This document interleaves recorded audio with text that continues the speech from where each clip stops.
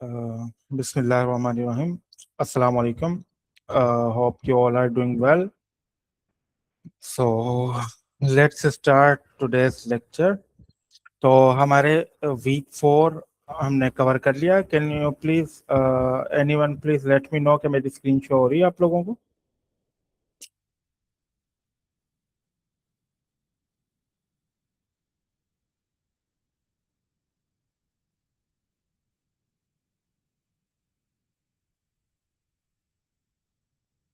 Okay, thank you. तो हमने week 4 cover कर लिया था, जिसमें हमने numpy मॉड्यूल को कवर किया.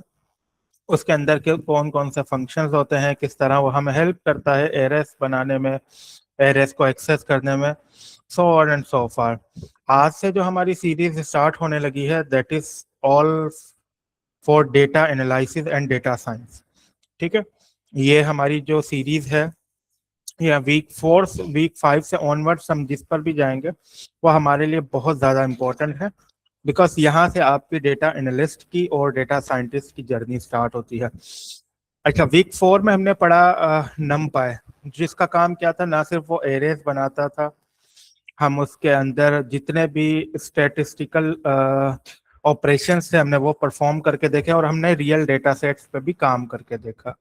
ठीक है, आज जो हम कवर करने जा रहे हैं वो है पांडास लाइब्रेरी.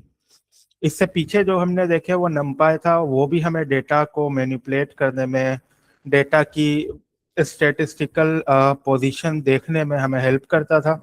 राइट नाउ जो हम पांडास पढ़ने जा रहे हैं, that is basically another module, जिसका काम यह है कि हम डेटा की किस तरह यू समझें आपके डेटा को किस तरह हम मैनिपुलेट करते हैं, किस तरह डेटा को क्लीन करते हैं, और हर वो चीज़ जो हमने नमपाई से करके देखी हम वो पांडास से करेंगे.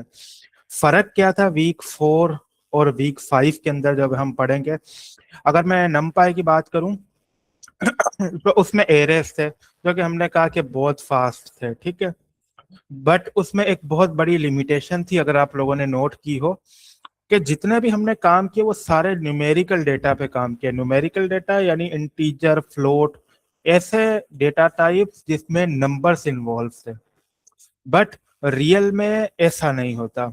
अगर मैं रियल में कोई डेटा या स्प्रेडशीट की बात करता हूँ तो आपको पता है कि वो मिक्सचर होता है टेक्स्ट यानी स्ट्रिंग एंड आपके न्यूमेरिकल डेटा टाइप्स का.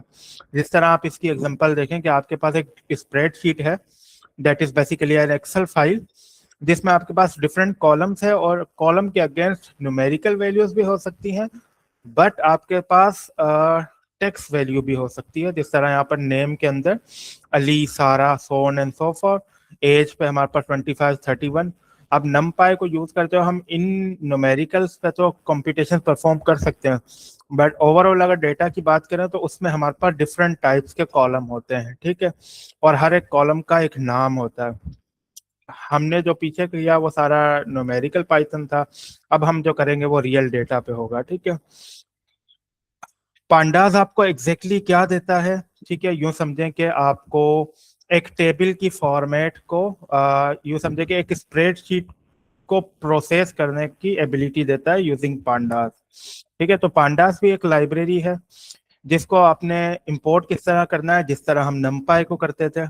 आप करेंगे इंपोर्ट पांडास.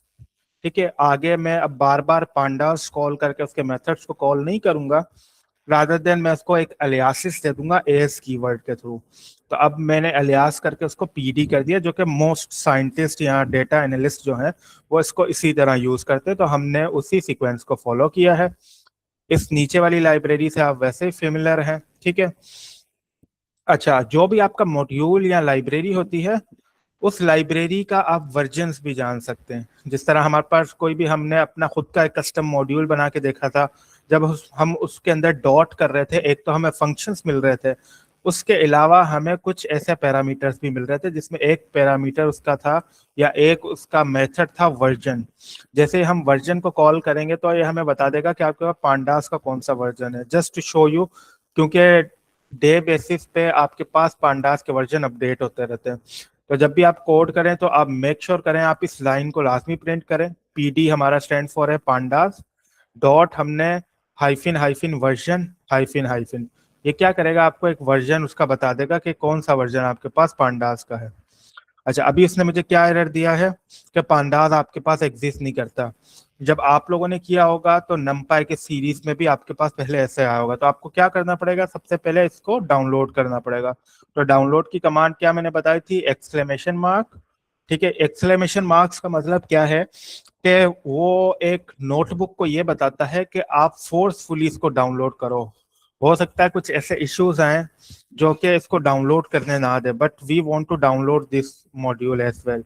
तो जब हम किसी नोटबुक में कोई चीज को इंस्टॉल कर रहे होंगे तो हम एक्सक्लेमेशन लगाकर लाजमी इसको रन करेंगे, ठीक है, डाउनलोडिंग के लिए। तो पिप इंस्टॉल। अब मुझे कौन सा मॉड्यूल करना है, पांडास। अगर आप लोगों को नहीं पता कि लेट्स सपोज आप एक मॉड्यूल यूज करने जा रहे हैं तो उसको किस तरह डाउनलोड किया जाए, तो आप जैसे उस मॉड्यूल का नाम लिखेंगे और लिखने के बाद आप क्या करेंगे कि यहाँ पर आकर सर्च करेंगे पांडास टिप। जैसे ही आप लिखेंगे तो आपके पास पाइथन की ऑफिशियल PYPI की डॉक्यूमेंटेशन खुलेगी, जिसमें आपके पास पांडास शो हो जाएगा। आप इसको क्लिक करेंगे तो इसके अंदर आपके पास बहुत सारी चीजें हैं। वो आपको पहले तो ऊपर ये बता रहा है पांडास का 3.0.3 ये आपका लेटेस्ट वर्जन है, और इसको इंस्टॉल करने की कमांड ये है, एग्जैक्टली वही जो हम लिखने जा रहे थे अभी। लेकिन आप नोटबुक में जब भी इसको लिखेंगे तो एक्सक्लेमेशन साइन से लिखेंगे ताकि कोई कॉन्फ्लिक्ट ना आए आपके पास, ठीक है। आप इसकी डॉक्यूमेंटेशन भी यहाँ से पढ़ सकते हैं, जो कि हम मोस्ट ऑफ दी चीजें कवर कर लेंगे अभी आज के कोर्स में। तो मैंने वही लिखा पिप इंस्टॉल पांडास। और एक चीज मैंने आपको बताई थी कि आप अपने जो आउटपुट को क्लीन रखना चाहते हैं तो -Q का साइन दे, दैट इज बेसिकली क्विट। वो क्या करेगा कि बैकग्राउंड पे डाउनलोड करेगा और आपको आखिरी में आउटपुट दिखा देगा। अदरवाइज आपको सारी लाइंस वो दिखा देगा जो कि आपके नोटबुक को मेसी कर देंगी। तो हम थोड़ा सा वेट करेंगे ताकि हमारे पांडास लाइब्रेरी इंस्टॉल हो जाए।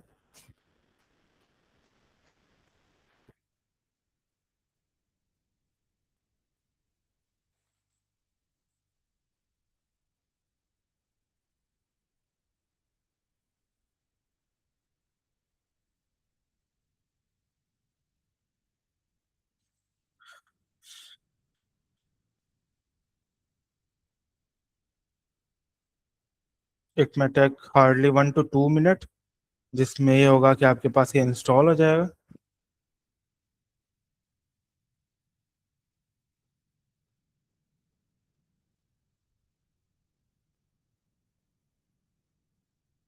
अभी आपके पास इंस्टॉल हो गया और देखें आपके पास आउटपुट बिल्कुल क्लीन है, कोई आउटपुट आपको उसने शो नहीं किया। बट अगर -Q आप ना लिखते तो भी वो चीज़ इंस्टॉल हो जानी थी, बट आपके आउटपुट में वो बहुत सारी लाइंस शो करता कि किस तरह इंस्टॉल हुआ, क्या क्या डिपेंडेंसी इंस्टॉल हुई है। तो that's to make notebook clean and neat, मैंने इसको -Q के साथ एग्जीक्यूट किया है। Now once I will import this, तो अब इंशाल्लाह मेरे पास एरर नहीं आएगा। और मेरे पास पांडास का उसने वर्जन बता दिया, जब मैंने PD dot hyphen hyphen version hyphen hyphen लिखा तो उसने मुझे वही वर्जन बताया जो कि मेरा यहाँ पर मेंशन था, जो कि लेटेस्ट वर्जन था पांडास का, दैट इज बेसिकली 3.0.3। ठीक है, तो ये हमने पांडास लाइब्रेरीज को इंपोर्ट कर लिया। अब पांडास को यूज करने से पहले आपको कुछ कॉन्सेप्ट पता होने चाहिए। पहला होता है सीरीज। डेटा फ्रेम में जाने से पहले या डेटा सेट पे जाने से पहले आपको सीरीज का पता होना चाहिए। सीरीज क्या होता है, अ labelled 1D column. 1D column मैंने आपको बताया, यूं समझें कि आपके पास एक लिस्ट है जिसके अंदर लिस्ट ऑफ एलिमेंट्स आपके पास पड़े हुए हैं, that is known as 1D element या 1D लिस्ट। ठीक है, अगर आपको मैं कहूँ 2D लिस्ट, तो आपको ये अंडरस्टूड होना चाहिए कि एक लिस्ट के अंदर एक और लिस्ट कंटेन करती है। 3D तो 3D में 3 लिस्ट कंटेन करती हैं। तो अभी मैं 1D की बात कर रहा हूँ, तो यानी एक कॉलम या एक लिस्ट, ठीक है, वो कहलाएगी सीरीज। यहाँ पर ये डेफिनेशन देखें, the series is one column of a data set, it has 2 part. अब इसके पास 2 पार्ट्स होंगे आपके पास। पहला होगा वैल्यू, यानी जो लिस्ट के अंदर हम अगर कोई लिस्ट बनाते थे, अगर मैं वहां पर आपको लिस्ट बना के दिखाऊं, लिस्ट 1, तो इसके अंदर हमारे पास अगर मैं यहाँ पर कुछ एलिमेंट्स लिख रहा हूँ तो इसके अंदर भी 2 पार्ट हैं। पहला पार्ट क्या है, इट्स सेल्फ, ये वैल्यू जो हमने लिखी है 1 2 3 4 और 5, ठीक है। और दूसरा क्या होता था, हमारे पास इंडेक्स होता था, यानी अगर मैं जीरोथ इंडेक्स की बात करूं तो उस पर क्या पड़ा होगा, फर्स्ट एलिमेंट जो कि 1 है। अगर मैं 1 इंडेक्स की बात करूं तो that content value of 2, then 3, 4 and 5 so on. यहाँ पर भी सीरीज के अंदर आपके पास एक तो वैल्यू होती है the data itself, and second thing आपके पास क्या होती है, the index, the label of each column, जो कि हम इंडेक्स को कहते हैं। ठीक है।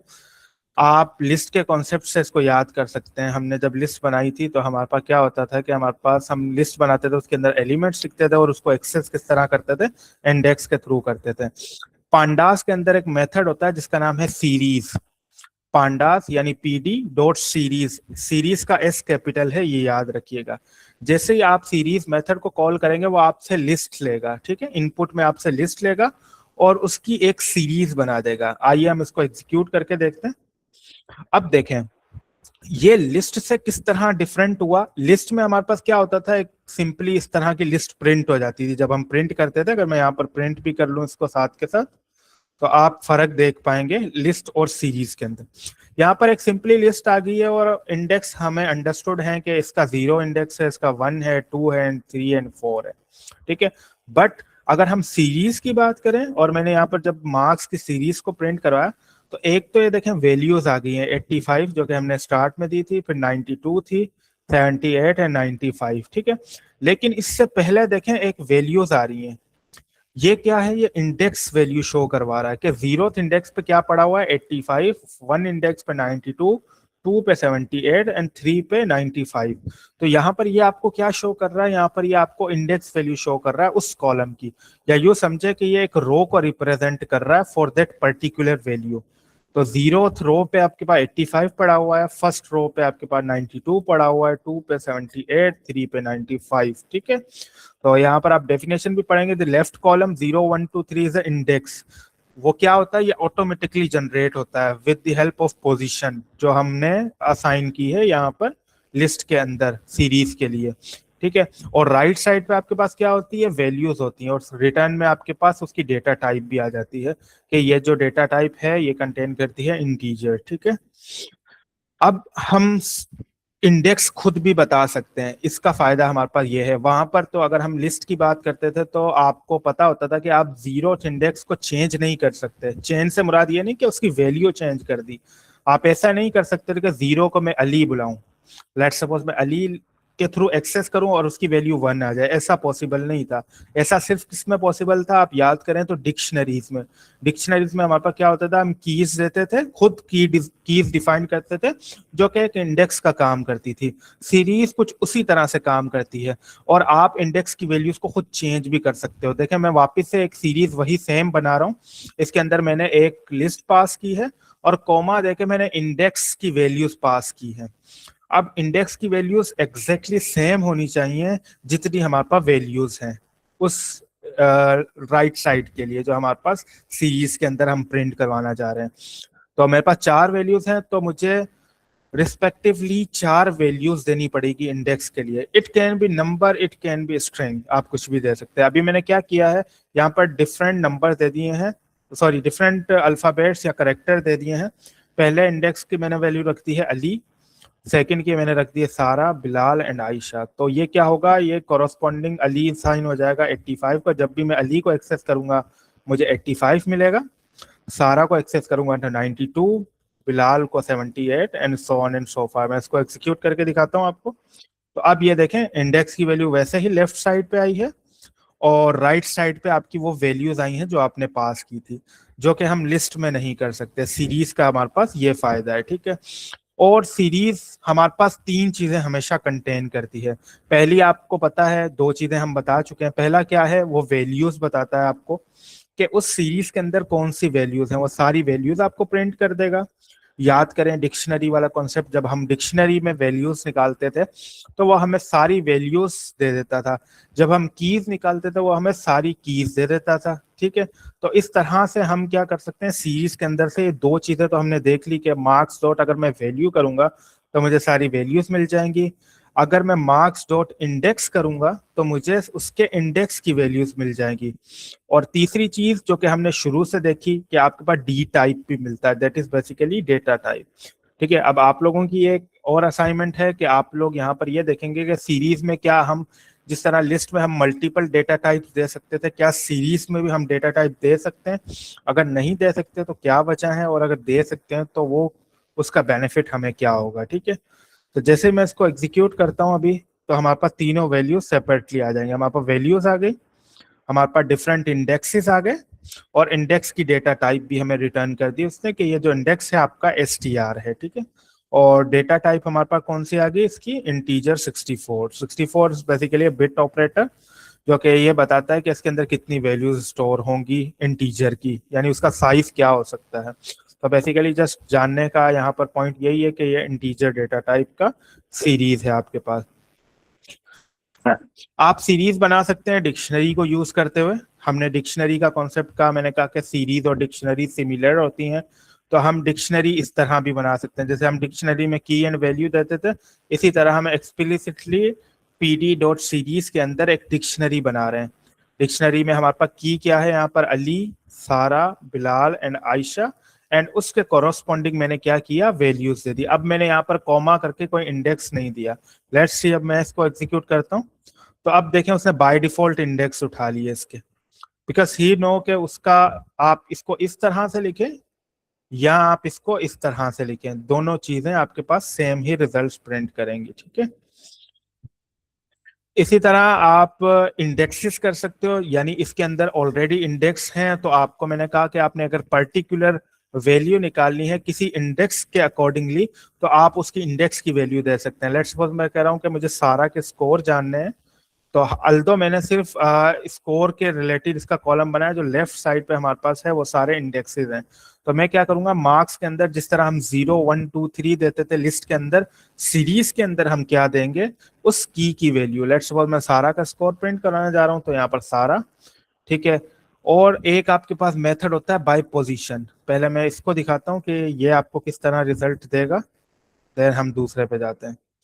तो उसने आपको 92 प्रिंट कर दिया, जो कि अंडरस्टूड था, जिस तरह हम आपका लिस्ट में इंडेक्सेस काम करते हैं उसी तरह करते हैं। बट यहाँ पर आप एक दो चीजें और भी एक्सेस कर सकते हैं। वो किस तरह से, अगर आप चाहते हैं कि आप नेम से उसको कॉल नहीं करना चाह रहे जो इंडेक्स है, आप जस्ट उसकी लोकेशन से उसको कॉल करना चाह रहे हैं, जैसे कि लिस्ट में हम करते थे। 0th लोकेशन पे क्या होता था, फर्स्ट वैल्यू, 1 लोकेशन पे क्या होती थी, second value, and so on and so for आपके पास वो चलता था। तो यहाँ पर अगर आपने ऐसा करना है, तो आप उस सीरीज का नाम लिखेंगे और dot I lock, lock stand for location and I for index. ठीक है, आई लॉक जैसे ही आप करेंगे तो वो आपसे वैल्यू लेगा इंडेक्स की। अगर मैं 0 करता हूं, तो 0 इंडेक्स पे कौन सा वैल्यू है हमारे पास, 85, तो हमारे पास अली की वैल्यू प्रिंट हो जाएगी। मैं इसको भी नीचे करता हूँ, मल्टीपल वाली। अब मैं, जैसे मैंने प्रिंट करवाया, तो आई लॉक 0th इंडेक्स पे हमारे पास था 85, तो हमारे पास यहाँ पर रिजल्ट क्या आ गया, 85। अगर मैं इसको करता हूँ 1, तो हमारे पास क्या आएगा, फर्स्ट वैल्यू आ जाएगी। मैं इसको करके दिखाता हूँ आपको। जैसे मैं यहाँ पर 1 लिखता हूँ, तो आपके पास सेकंड वैल्यू की स्कोर आ गया। अब आपने ये देखना है कि क्या हम इस पे वो स्लाइसिंग वाला कॉन्सेप्ट लगा सकते हैं जो लिस्ट पे लगाते थे। ठीक है, तो आपकी ये असाइनमेंट है, मैं यहाँ पर आप करके दिखा देता हूँ फिर भी। लेट्स सपोज अगर मैं इसको 2 तक चलाता हूँ, तो उसने मुझे क्या किया, उसने मुझे दोनों वैल्यूज दे दी। एक तो अली की वैल्यू दे दी पूरी, ठीक है, जिसके स्कोर था 85, 0th इंडेक्स पे जो पड़ा हुआ था ये, एंड फर्स्ट इंडेक्स पे हमारे पास क्या था, सारा 92, तो हमारे पास आ गया सारा 92। एंड सेकंड इंडेक्स की वैल्यू क्यों नहीं आई, क्योंकि सेकंड इंडेक्स हमेशा क्या होता है, एक्सक्लूडेड होता है, वही लिस्ट वाला कॉन्सेप्ट जो यहाँ पर हम अप्लाई कर रहे हैं। तो सिमिलर टू लिस्ट है, जस्ट ये है कि इसके अंदर आप कस्टम इंडेक्सेस बना सकते हैं, उस इंडेक्सेस के थ्रू भी उसको एक्सेस कर सकते हैं। बट आप अगर चाहते हैं कि आप उसको पोजीशन वाइज या लोकेशन वाइज एक्सेस करना चाहते हैं, तो आप आई लॉक का मेथड यूज करेंगे, और आई लॉक के मेथड के अंदर आप जस्ट इंडेक्स वैल्यू उसको देंगे। ठीक है, और उसके अलावा आप क्या कर सकते हैं, आप डिफरेंट यानी मल्टीपल इंडेक्सेस वाला कॉन्सेप्ट भी इसमें लगा सकते हैं। लेट्स सपोज मैं यहाँ पर क्या कर रहा हूँ, दो लेबल्स का वैल्यू प्रिंट कराना चाह रहा हूँ, let's suppose Ali and Bilal. ठीक है, तो मैं यहाँ पर क्या करूंगा, यहाँ पर अली और यहाँ पर मैंने आयशा लिखा हुआ। लेट्स सपोज अब जब मैं इसको एग्जीक्यूट करूंगा तो मेरे पास उन दोनों की वैल्यूज आ जाएंगी। यानी एक सीरीज के अंदर से एक चंक मैंने निकाल लिया जिसको हम स्लाइसिंग कहते हैं, ठीक है। एक ऊपर हमने यहाँ पर आईलॉग के थ्रू देखा, एक हमने मल्टीपल इंडेक्सेस या मल्टीपल लेबल्स के थ्रू देखा। एक चीज यहाँ पर एक और नोट कर लीजिएगा, यहाँ पर डबल हमारे पास स्क्वायर ब्रैकेट है, वहां पर हमारे पास सिंगल स्क्वायर ब्रैकेट थी। अगर मैं ऊपर दिखाऊं, अगर हम एक वैल्यू का निकाल रहे थे तो यहाँ पर हमारे पास सिंगल स्क्वायर ब्रैकेट थी। बट जब आपने एक सीरीज में से एक सीरीज का कुछ हिस्सा बनाना है तो आपको ये याद रखना है कि आपने डबल क्या कहते हैं स्क्वायर ब्रैकेट देनी है। तो आपके पास क्या होगा कि इस तरह से एक मिनी सीरीज बन के चली गई। जिस तरह हमने अभी मार्क्स बनाया, आप ये इसको किसी में स्टोर भी करवा सकते हैं आप चाहें तो। लेट्स सपोज मैं मार्क्स 2 के नाम से वेरिएबल बना के और इसके अंदर मैं इसको स्टोर करवा सकता हूँ, अपनी एक सीरीज को एक सीरीज का हिस्सा बना सकता हूँ। जैसे मार्क्स आएंगे मुझे यहाँ पर क्या करना है, सबसे पहले डबल ब्रैकेट देनी है, ठीक है। तो जैसे मैं डबल ब्रैकेट देता हूँ स्क्वायर ब्रैकेट, तो यहाँ पर अब वो मुझसे नाम पूछेगा तो मैं उसको कहूंगा पहला नाम अली एंड दूसरा हम दे देते हैं यहाँ पर बिलाल, ठीक है।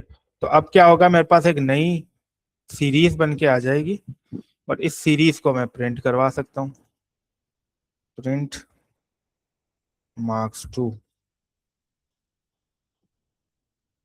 अब हमारे पास ये एक न्यू सीरीज यहाँ पर बन गई और नीचे हमने ये दूसरी सीरीज डायरेक्टली भी प्रिंट करवा के देखी। तो इस तरह से आप सीरीज के अंदर से सीरीज निकाल सकते हैं। आप इसके अंदर एग्जैक्टली नमपाई की तरह, जिस तरह नमपाई में हम कोई ऑपरेशन परफॉर्म करते थे वो पूरी जितनी भी एरे होती थी उस पर वो परफॉर्म हो जाती थी, इसी तरह आप मार्क्स की अगर आपने एक सीरीज बनाई हुई है उसमें अगर आप कुछ एडिशन करना चाहते हैं, लेट्स सपोज मैंने +5 लिखा, तो जो मार्क्स की वैल्यूज हैं उन सब के अंदर ये एग्जैक्टली मार्क्स की वैल्यू मैं यहाँ पर प्रिंट भी करवा लेता हूँ। तो आप देखेंगे कि उसने वही नमपाई वाला सारा काम कर दिया हमारे लिए। Sorry, marks. अब जब मैं इस पे कोई एडिशन परफॉर्म करूंगा और उसको प्रिंट करूंगा तो यहाँ पर हर एक स्कोर में या जो हर एक वैल्यू थी उसके अंदर 5 की एडिशन होके हमारे पास यहाँ पर प्रिंट हो गया है। तो यानी उसी तरह जिस तरह नमपाई में हम काम करते थे सीरीज में हम उस तरह से चीजों को ऐड कर सकते हैं। अब याद रखें, जब सीरीज की हम बात कर रहे हैं तो जब सीरीज को हम मिलाएंगे ना, यानी अगर मैं मल्टीपल सीरीज बनाकर उसको कंबाइन कर दूं तो मेरे पास एक क्या चीज बनेगी, वो बनेगी डेटा फ्रेम। तो सीरीज आपको बताने का मकसद ये था कि सीरीज का मकसद क्या है, हमने उसको रो वाइज भी एक्सेस करके देखा, हमने उसकी इंडेक्सेस वैल्यूज देखी कि आप किस तरह डिफरेंट इंडेक्सेस को असाइन कर सकते हैं और उसको यूटिलाइज कर सकते हैं जिस तरह हम लिस्ट में करते थे। ना सिर्फ हम उसको इंडेक्सेस के थ्रू कॉल कर सकते हैं जो उसके हमने इंडेक्सेस डिफाइन किए हैं, बट आल्सो हम एक कस्टम इंडेक्सेस भी बना सकते हैं। हम चाहें तो आई लॉग के थ्रू उसकी लोकेशंस भी निकाल सकते हैं और एक सीरीज का एक हिस्सा भी बना सकते हैं। अब आप अपने जहन में लाएं एक्सेल के कॉन्सेप्ट। अगर किसी ने एक्सेल पे काम किया है तो आप क्या करते हैं, आपके पास बहुत सारा डेटा होता है, आप उस डेटा सेट का एक हिस्सा बना लेते हैं जिसको लेट्स सपोज मैं कहता हूँ कि लेट्स सपोज मैंने फिल्टरिंग के थ्रू या पाइवेट टेबल्स के थ्रू, अगर आपने इसका कॉन्सेप्ट पढ़ा हो तो पाइवेट टेबल क्या करता है, वो एक पर्टिकुलर कॉलम, मैं कॉलम को अभी कहूंगा सीरीज ताकि अभी आप सीरीज पढ़ रहे हैं, तो क्या करता है उसी सीरीज को यूज करते हुए आपके पास एक कैलकुलेशन करके आपको उस डेटा का एक हिस्सा बनाकर दे देता है, एक पार्ट बनाकर दे देता है जिससे आप अपनी एनालिसिस करते हो।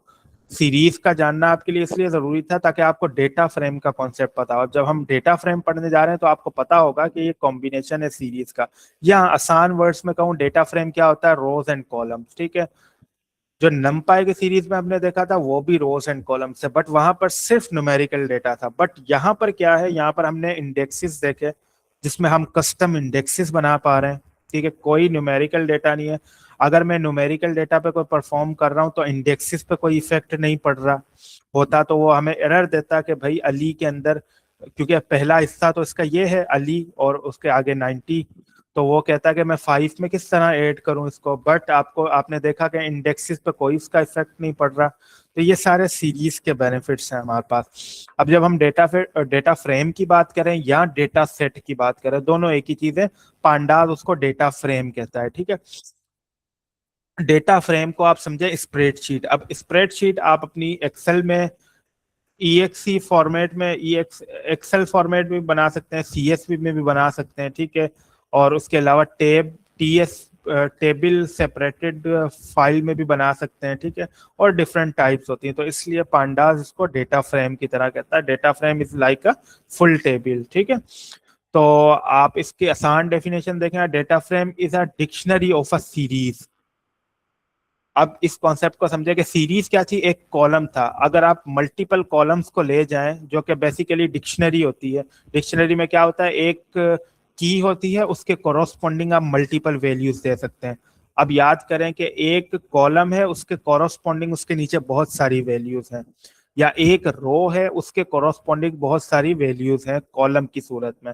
तो यहाँ पर क्या है, data frame is a dictionary of a series, each column is a series. हमने ऊपर प्रूफ किया कि लेट सपोज मैं अगर एक कॉलम बनाता हूँ, ये मेरा एक कॉलम है, तो उसके अंदर क्या है कि वो सारे क्या है, एक सीरीज की फॉर्म में हमारे पास होते हैं, ठीक है।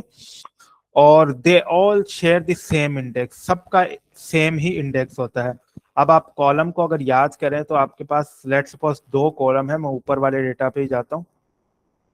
ये आपके पास कॉलम है। अगर मैं पहला इंडेक्स की बात करता हूं, अब सीरीज बात करूं तो नेम एक सीरीज है, एज एक सीरीज है, सिटी एक सीरीज है, और फेयर एक सीरीज है। जब आप सीरीज को मिलाओगे तो आपके पास एक डेटा फ्रेम बनेगा, जो कि ये डेटा फ्रेम है। अगर मैं कहूं जीरो रो, तो आपके पास सबका कॉमन इंडेक्स है। जो जीरो पे अली है, उसकी एज भी जीरो पर ही है, उसकी कराची यानी सिटी की वैल्यू भी जीरो पर है, उसके फेयर की वैल्यू भी जीरो पर है। सेम अगर मैं फर्स्ट इंडेक्स की बात करता हूँ, तो फर्स्ट इंडेक्स पे जो नेम है वो फर्स्ट इंडेक्स पे है, और उसकी एज भी फर्स्ट इंडेक्स पे है, उसका सिटी भी फर्स्ट इंडेक्स पे है, एंड उसका फेयर भी वन फर्स्ट इंडेक्स पे है। इससे हमें क्या फायदा होगा, इससे हमें ये फायदा होगा कि हम अगर एक इंडेक्स के थ्रू एक पर्टिकुलर एट्रीब्यूट या पर्टिकुलर डिक्शनरी पेयर को एक्सेस करें तो हमारे पास सारी वैल्यूज आ सकती हैं, ठीक है। इसलिए हमने पहले इसकी सीरीज के कॉन्सेप्ट को पढ़ा, ताकि हमें पता चले कि डेटा फ्रेम आखिर बनता किस तरह है। अगर मैं अगर अब एक डेटा फ्रेम बनाने जाऊं, या यूं समझें कि मैं एक डिक्शनरी अभी बनाने जा रहा हूं, ठीक है। आप इससे पहले वाली लाइन को इग्नोर करें। डिक्शनरी हम किस तरह बनाते थे, इसको करली ब्रैकेट खोलते थे और उसके अंदर कीज देते थे, ये हमारे पास सारी कीज हैं, और उसके कॉरस्पॉन्डिंग कॉलन देकर हम वैल्यूज देते थे या वैल्यूज देते थे। तो आप उसके अंदर लिस्ट में वैल्यूज भी दे सकते हो, आप टपल में भी दे सकते हो, आप सिंगल वैल्यू भी दे सकते हो, ठीक है।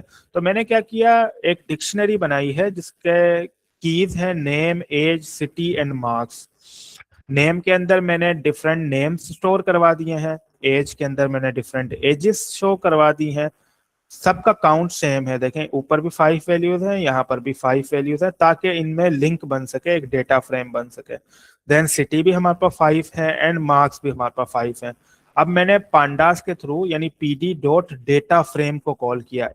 यहाँ पर गौर से देखिएगा कि डेटा का डी बड़ा है और फ्रेम का एफ बड़ा है, ठीक है। तो डेटा फ्रेम को मैंने फंक्शन को कॉल किया, ये आपसे डेटा फ्रेम की वैल्यू लेगा। अब आप उसको डिक्शनरी के थ्रू डेटा फ्रेम बनाकर देंगे। मैंने डिक्शनरी के थ्रू यहाँ पर 4 कॉलम्स बनाए हैं, ये एक सीरीज हो गई। अगर आप याद करें कॉलम के कॉन्सेप्ट को, तो सबसे ऊपर एक नाम आएगा कॉलम, और उसके नीचे ये सारी वैल्यूज आ जाएंगी उस की। इसी तरह फिर सेकंड कॉलम हमारे पास एज होगा, जिसकी सारी वैल्यूज ये होंगी। देन सिटी होगा, उसकी सारी वैल्यूज ये होंगी, एंड मार्क्स होगा तो उसकी सारी वैल्यूज ये होंगी। जैसे ही मैं यहाँ पर स्टूडेंट को प्रिंट करवाऊंगा, तो आप देखेंगे कि आपके पास एग्जैक्टली उसी तरह का डेटा फ्रेम बन चुका होगा। ये देखें, अब आपके पास देखें एक, अब सीरीज के कॉन्सेप्ट को सिंपल करके हम समझते हैं। ये एक आपकी सीरीज है नेम। आपने जब हमने एक ऊपर सीरीज बनाई थी, तो आपने देखा था कि उसकी इंडेक्स वैल्यू ऑटोमेटिकली जनरेट हो रही थी। या आप डिक्शनरी, जिस तरह मैंने आपको कहा कि डिक्शनरी आप जिस तरह बनाते हैं, तो उसमें जो कीज देते हैं उससे भी आप एक्सेस कर सकते हैं। तो मैंने अब क्या बनाया, आप सीरीज नहीं डेटा फ्रेम बनाया। तो सबका इंडेक्स आप देखें सेम है। अगर मैं बात करूं जीरोथ रो की, तो उसके अंदर हमारे पास डिफरेंट कॉलम्स है, name, age, city and marks. Columns को आप कीज समझ लें यहाँ से, ठीक है। अभी के लिए जीरो इंडेक्स पे आपके पास अली है, उसकी एज है, उसकी सिटी है, एंड उसकी मार्क्स है। तो अगर मैं जीरो इंडेक्स इस डेटा फ्रेम से एक्सेस करूंगा, तो मुझे अली की पूरी डिटेल मिल जाएगी। देन सेम फॉर सेकंड सारा, देन फिर हमारे पास बिलाल, आयशा एंड हसन। तो क्या हुआ कि हमने एक डेटा फ्रेम बनाया with the help of dictionary by using the PD dot data frame method, जो आपसे सिंपली एक डिक्शनरी लेगा, आप उसके अंदर डिक्शनरी एक बनाएंगे डेटा फ्रेम के लिए, उसमें पहले जो आप कीज देंगे वो आपके डेफिनेटली कॉलम्स में जाएंगे। आप इसको नंबर्स भी बना सकते थे 0 1 2 3, बट वो हमारे लिए अंडरस्टूड नहीं होते। मतलब आपने हमेशा जब कॉलम्स देखे होंगे तो वो आपके टेक्स्ट के फॉर्म में होते हैं कॉलम्स, फिर उसके अंदर आपने वैल्यूज जो देनी है वो आपकी यूज केस के अकॉर्डिंगली है। अगर मैं एक और बनाता लेट्स सपोज टेम्परेचर का, तो आपको पता है टेम्परेचर हमेशा फ्लोट में जाते हैं, तो आप उसकी फ्लोट की वैल्यू देते हैं, ना कि आप उसको टेक्स्ट की वैल्यू में देते हैं, जस्ट टू टेल यू कि किस तरह डेटा फ्रेम आप बनाते हैं। अच्छा, एक चीज आपने नोट की, मैं यहाँ पर अगर चाहता तो मैं इसको प्रिंट करवा सकता था इस तरह करके। अगर मैं यहाँ पर इसको प्रिंट करवाता हूँ तो आपके पास बिल्कुल उसी तरह प्रिंट हुआ है जिस तरह होना चाहिए, लेकिन यहाँ पर नोटबुक आपको क्या करता है, यानी जो जुपिटर नोटबुक जो हम ये बना रहे हैं IPYNB की, इसमें डेटा फ्रेम के लिए स्पेशल फंक्शंस हैं, जिसको आप सिंपली उसका नाम लिखोगे तो वो एक प्रॉपर डेटा फ्रेम की सूरत में आ जाएगा। जैसे मैं यहाँ पर अब नीचे आपको जस्ट टू शो यू कि किस तरह डिफरेंस आता है, अब ये देखें यहाँ पर ये चीज बोल्ड हो चुकी है, यहाँ पर कोई ऐसा बोल्ड नहीं हुआ। ये बोल्ड आपको क्या बताता है, जब आप एक्सेल में भी कोई डेटा फ्रेम ओपन करते हैं या एक्सेल फाइल ओपन करते हैं तो ऊपर वाले जो हेडर होते हैं वो आपके सेपरेटली नजर आ रहे होते हैं, देन आपके पास क्या होती है, उसकी वैल्यूज होती हैं। तो यहाँ पर आप प्रिंट के बजाय, कहने का मकसद यह है कि आप सिंपली उस डेटा फ्रेम का नाम लिखें, तो आपके पास क्या होगा कि वो डेटा आपके पास प्रिंट हो जाएगा इन अ पर्टिकुलर या स्पेशल फॉर्मेट। ठीक है, यहाँ पर मैंने वो चीज लिखी हुई है कि प्रिंट के बजाय आप डायरेक्टली स्टूडेंट्स का नाम लिखोगे, यानी अपने जो डेटा फ्रेम बनाया उसको प्रिंट करोगे, तो आपके पास एक पर्टिकुलरली डेटा फ्रेम एक ये समझे कि ऑर्गेनाइज वे में आपके पास प्रिंट हो जाएगा। ठीक है, यहां से आपके पास अब काम शुरू होता है कि डेटा साइंटिस्ट किस तरह काम करते हैं। डेफिनेटली आप डेटा नहीं बनाओगे, जब आप रियल वर्ल्ड में जाते हो तो आपके पास डेटा होता है एक्सटर्नली। हम ये भी देखेंगे डेटा को रीड किस तरह करते हैं ऑन द अपकमिंग क्लासेस। ये जैसे आपको ये बताना था कि पांडास के थ्रू आप खुद का डेटा बना भी सकते हो, यूजर से इनपुट ले सकते हो और उसके अंदर हर एक वैल्यू स्टोर करवा सकते हो। डेफिनेटली आप यूजर से कीज तो नहीं लोगे, क्योंकि कीज तो आप खुद डिफाइन करोगे, आप बस उससे क्वेश्चन पूछोगे। याद है हमने जब डिक्शनरी पढ़ा था तो आप लोग खुद इनपुट लेके उसकी डिक्शनरीज बना रहे थे और उसको लिस्ट की वैल्यूज में स्टोर कर रहे थे। सारा काम आप यहाँ इनपुट से भी वो चीजें कर सकते हो, और जैसे ही वो सारे इनपुट्स आपको यूजर से मिल जाए, आप एक डेटा सेट को प्रिंट करवा लें जिस तरह हमने यहाँ पर करवाया, तो आपका एक डेटा फ्रेम बच जाएगा। अब डेटा फ्रेम के कुछ यू समझे कि फंक्शंस है हमारे पास। आपके पास डेटा फ्रेम में क्या होते हैं, रोज एंड कॉलम्स, तो आप उसकी शेप निकाल सकते हो। जैसे मैं स्टूडेंट्स, यानी अब जो मेरा डेटा फ्रेम है वो इसमें आ गया है स्टूडेंट्स के अंदर, तो मैं जैसे डॉट करके शेप लिखूंगा और शेप को जैसे ही मैं प्रिंट करवाऊंगा तो मेरे पास एक टपल प्रिंट हुआ है। टपल के अंदर हमारे पास दो वैल्यूज हैं 5, 4। व्हाट इट विल प्रेजेंट और it will show us to you that 5 is basically rows. अगर आप देखें तो आपके पास कितनी रोज है यहाँ पर, 0 1 2 3 and 4, that is basically 1 2 3 and 4 5, क्योंकि हमारे इंडेक्स 0 से स्टार्ट हो रहा है। तो डॉट शेप मेथड आपको क्या बताता है कि आपके पास कितने रोज हैं पहले एलिमेंट में और कितने कॉलम्स हैं आपके पास। कॉलम्स कितने हैं, 1 2 3 एंड 4, आपके पास 4 कॉलम है। मेक श्योर कीजिएगा index is not a column. आप ये ना सोचेंगे यहाँ पर कुछ लिखा नहीं हुआ तो एक कॉलम, एक और एक्स्ट्रा कॉलम है, ये ऑटोमेटिकली जनरेट होते हैं। अगर हम एक और डिक्शनरी में वैल्यू ऐड कर देते यहाँ पर जाकर, लेट्स सपोज मैं एक और ऐड कर देता हूँ, तो वो देखेंगे इंडेक्स वो खुद ब खुद बन जाता है उसका। तो यहाँ पर मैं एक और ऐड कर देता हूँ, लेट्स सपोज असफन। ठीक है, मैं उसकी एज दे देता हूँ 22, मैं उसकी सिटी दे देता हूँ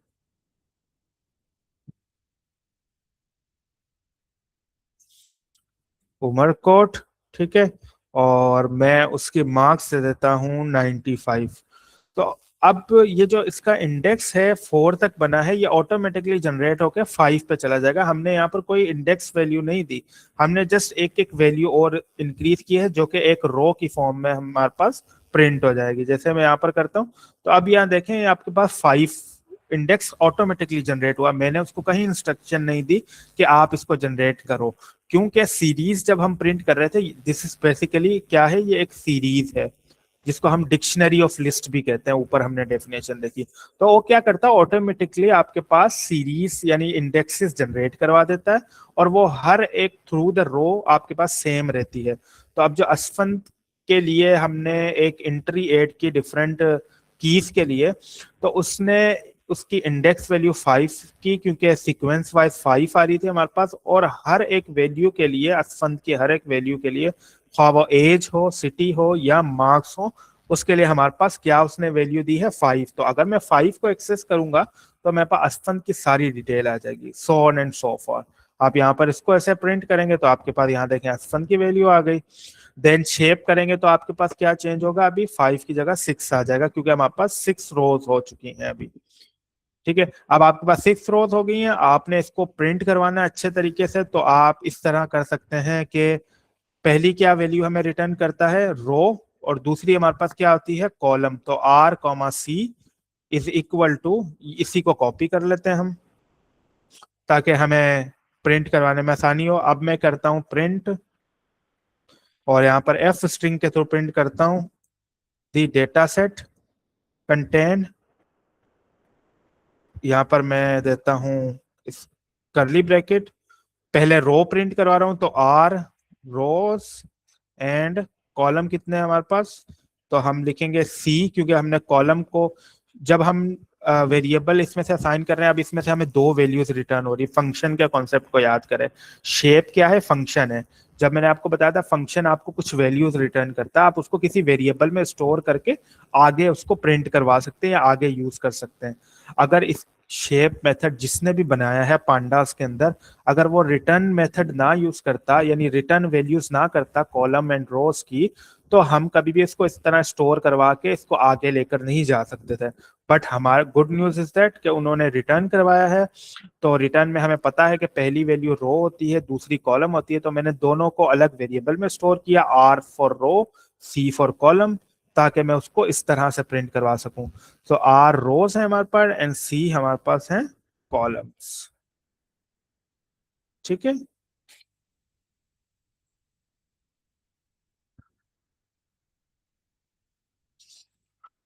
तो जैसे मैं इसको प्रिंट करूंगा तो एक ऑर्गेनाइज वे में मैंने एक मैसेज प्रिंट करवा लिया, the data set contain 6 rows, yes this is 6 rows, we can see this 0 to 5 and 4 column, that's also true. यहाँ पर आपके पास क्या हो गया, 4 कॉलम्स हो गए। ठीक है, शेप मेथड हमने देख लिया। फिर आपके पास क्या होता है कि आप डेटा फ्रेम के अंदर कॉलम्स देखना चाहते हैं कि आपके डेटा फ्रेम में कौन कौन से कॉलम्स हैं। तो आप क्या करोगे, सिंपली डेटा फ्रेम का नाम लिखोगे, हमारा भी डेटा फ्रेम कौन सा है, उसका नाम है स्टूडेंट्स डॉट, अगर मैं कॉलम्स लिखता हूं, एक कॉलम्स का मेथड है, तो मुझे क्या बता रहा है, कॉलम्स। अब उसने कॉलम्स हमारे पास कौन कौन से, name, age, city and marks. अब देखें वो कॉलम्स को इंडेक्स बोल रहा है, जो कि सही है। उसकी फॉर्म में अगर मैं बात करूं तो इंडेक्स और कॉलम एक ही चीज है। अगर मैं इसकी बात करूं एक सीरीज का इंडेक्स, तो मेरे पास यहाँ पर नेम एक इंडेक्स है जिसके अंदर सारे नेम आ रहे हैं। अब इसको आप वर्टिकली प्रिंट करवा लें तो आपको अंदाजा और मतलब और आसानी से समझ में आएगा कि नेम के अंदर जितनी भी वैल्यूज हैं वो क्या है, अली, सारा, हैदराबाद, बिलाल, आयशा, हसन एंड असफन। तो ये क्या होगा, अगर मैं इसको वर्टिकली प्रिंट करूं तो एक सीरीज को फॉर्म कर रहे हैं। सेम अगर एज को मैं प्रिंट करूं, सिर्फ एज को, तो वे एक सीरीज को शो कर रहे हैं। देन सिटी भी एक सीरीज को शो कर रहा है एंड मार्क्स भी एक सीरीज को शो कर रहे हैं। तो ये आपका कॉलम या इंडेक्स एक ही चीज है, आप कॉलम से एक्सेस उसको कहें या इंडेक्स कहें, और साथ में उसने आपको डी टाइप भी दे दिए with the help of this method column. ठीक है, फिर आपके पास एक और मेथड आता है जिसको हम कहते हैं इंडेक्स, जो कि हमने सीरीज में भी देखा था। तो अगर मैं स्टूडेंट डॉट इंडेक्स करता हूं तो आपके पास इंडेक्स आ जाएंगे, जो कि अभी हमारे पास क्या है, इंडेक्स हमारे पास है 0 से लेकर 5 तक। ठीक है, दैट इज बेसिकली 6 वैल्यूज। तो उसने हमें इंडेक्स, जब मैंने इसको कॉल किया तो उसने मुझे कहा start from 0 and stop at 6 and step value is 1। याद करें ए रेंज फंक्शन और रेंज मेथड जो हमने लूप्स के थ्रू यूज किया था, और हमने इसको देखा था नमपाई के अंदर भी कि ए रेंज से आप किस तरह एरे बनाते हैं। ठीक है, तो उसने वही हमें बताया है, रादर देन प्रिंटिंग 0 1 2 3 4 एंड 5, उसने हमें बता दिया कि भाई जो आपकी इंडेक्स रेंज है वो स्टार्ट हो रही है 0 से, ठीक है, 0 से स्टार्ट हो रही है, स्टॉप हो रही है 6 पे, हम जो ऊपर जाकर देखते हैं, लेकिन ये तो 5 पे स्टॉप हुई है। तो आपको याद होगा कि जो एंडिंग या जो स्टॉप वैल्यू होती है वो एक्सक्लूडेड होती है। तो अगर मैं 6 लिखूंगा तो वो 5 तक जाएगा, 5 लिखूंगा तो वो 4 तक जाएगा, और स्टेप वैल्यू उसके अंदर 1 है, ठीक है, जो कि अंडरस्टूड है, बस एक मेथड था तो मैंने आपको ये मेथड बताया है, ठीक है।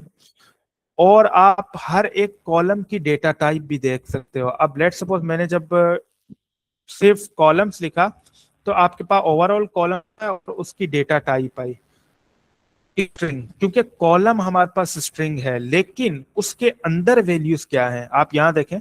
इसको इस तरह समझें कि लेट्स सपोज अगर मैं नेम बोल रहा हूँ, नेम इटसेल्फ क्या है, स्ट्रिंग है, एज इटसेल्फ क्या है, स्ट्रिंग है, सिटी इटसेल्फ क्या है, स्ट्रिंग है, एंड मार्क्स इटसेल्फ क्या है, स्ट्रिंग है।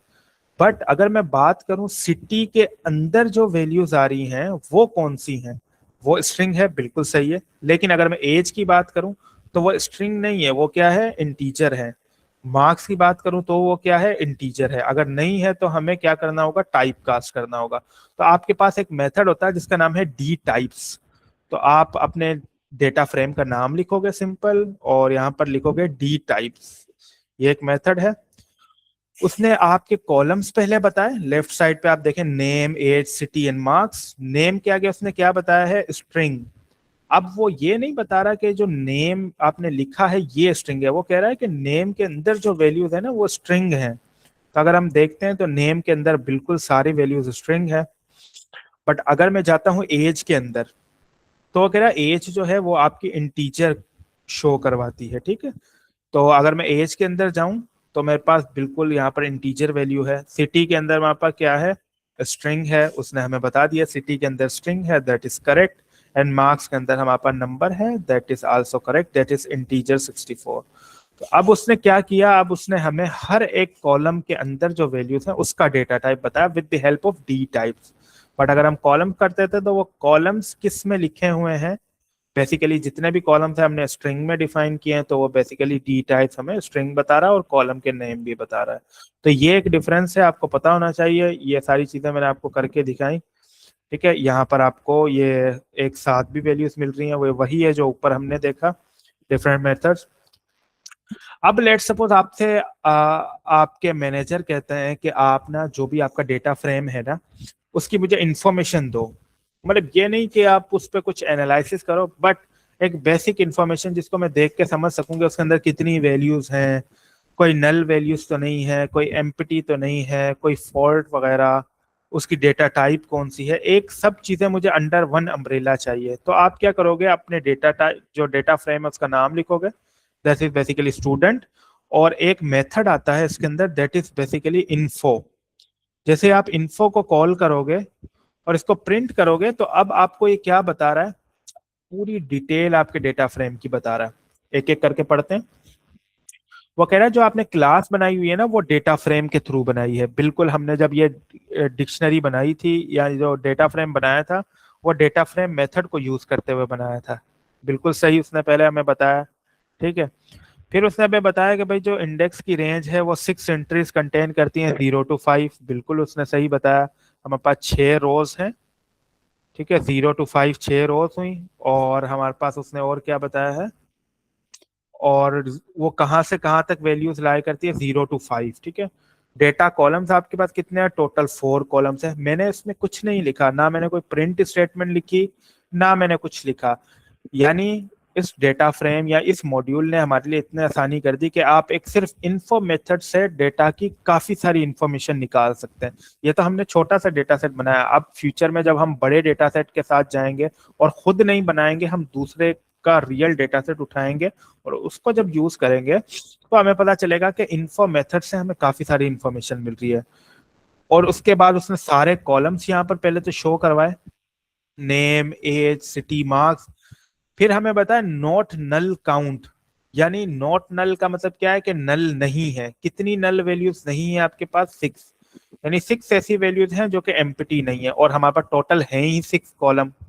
अगर इसमें कोई नल वैल्यूज होती तो हमारे पास क्या होता है, एक वैल्यू काउंट कम हो जाता है, इधर 5 हमारे पास आ जाता, या लेट्स सपोज सिटी के अंदर एक मिसिंग वैल्यू होती तो यहाँ पर हमारे पास 5 आ जाती, एक एक्सक्लूड हो जाती, क्योंकि वो नॉट नल नहीं है, वो नल है बिल्कुल। अब हमें ये क्या ऊपर बता रहा है, कॉलम पे देखें तो non null count, non null count हमारे पास कितने हैं, सारी वैल्यूज एग्जिस्ट करती हैं। काफी दफा ऐसा आपके पास डेटा होगा जिसमें लेट्स सपोज बिलाल की सिटी मेंशन नहीं है, तो जब हम ये इन्फो निकालेंगे तो वो सिटी वाले कॉलम में बताएगा कि 5 नॉट नल वैल्यूज हैं। 5 किस तरह, कराची उसके पास है, लाहौर है, इस्लामाबाद है, लाहौर है, उमरकोट है, एक वैल्यू मिसिंग है। तो आपको ये बताएगा कि नॉट नल वैल्यू इसमें 5 है, एक वैल्यू नल है। ठीक है, तो इससे आपको काफी सारी इंफॉर्मेशन पता चलेगी जो आपको डेटा क्लीन में हेल्प करेगी। और हर एक डेटा सेट का या कॉलम का हमें जो भी इसके अंदर वैल्यूज हैं उसकी डेटा टाइप भी बता दी, जो कि ऊपर हमने सारी की, वो सारा एक मेथड के अंदर हमें कंबाइन होकर मिल गया। ठीक है, तो इन्फो मेथड बहुत ज्यादा काम आता है, जो कि आपको ये बताता है कि कितनी रोज हैं आपके पास। ठीक है, और आपको ये बताता है कि हर एक कॉलम की टाइप कौन सी है, और हाउ मेनी नल वैल्यू यानी not missing values of each column कितनी कंटेन करता है वो डेटा फ्रेम आपका। ठीक है, तो ये जो है ना बहुत ज्यादा जरूरी है। अब जितने भी हम वीक्स में काम करेंगे इन्हीं मेथड्स को यूज करते हुए करेंगे। अभी for the sake of implementation के हम पांडास को किस तरह यूज करते हैं, हमने पांडास से डेटा फ्रेम बनाकर देखा, बट अब हम क्या करते हैं, एक और मॉड्यूल को यूज करते हैं, और उसको फिलहाल के लिए आप इसी तरह समझे कि उससे हम एक डेटा लेंगे, उसके अंदर बहुत सारे लिस्ट ऑफ डेटास हैं उस लाइब्रेरी के अंदर।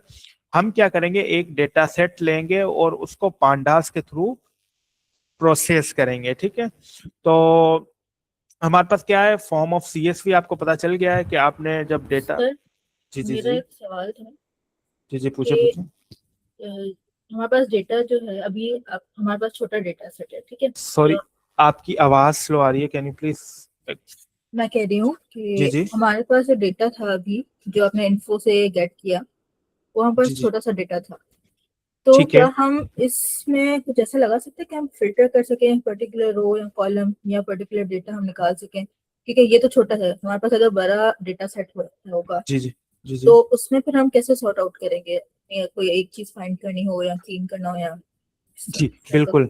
आपकी थोड़ी सी आवाज कट रही थी, बट जितना मैं आपका सवाल समझाऊं, आप ये कह रहे हैं कि अभी जो हमने डेटा सेट बनाकर देखा है वो बहुत ही स्मॉल था, तो उसमें हमें सारी एनालिसिस मिल गई है, बट फ्यूचर में ऐसा होता है कि हमारे पास बड़ा डेटा सेट होता है, तो हम उसको किस तरह से एक्सेस करेंगे। तो अभी मैं उसी पे आने लगा हूँ, उस पे किस तरह से सारा रूल यही होगा। छोटे डेटा सेट पे समझाने का कॉन्सेप्ट ये था कि आप लोग ये चीजें समझ जाएं कि आखिर डेटा फ्रेम बनता किस तरह है, उसके पीछे कॉन्सेप्ट क्या है। अगर मैं बड़े डेटा सेट पे चीजें समझाने जाऊंगा तो थोड़ा सा मुश्किल हो जाता है चीजों को यूज करना है, समझना।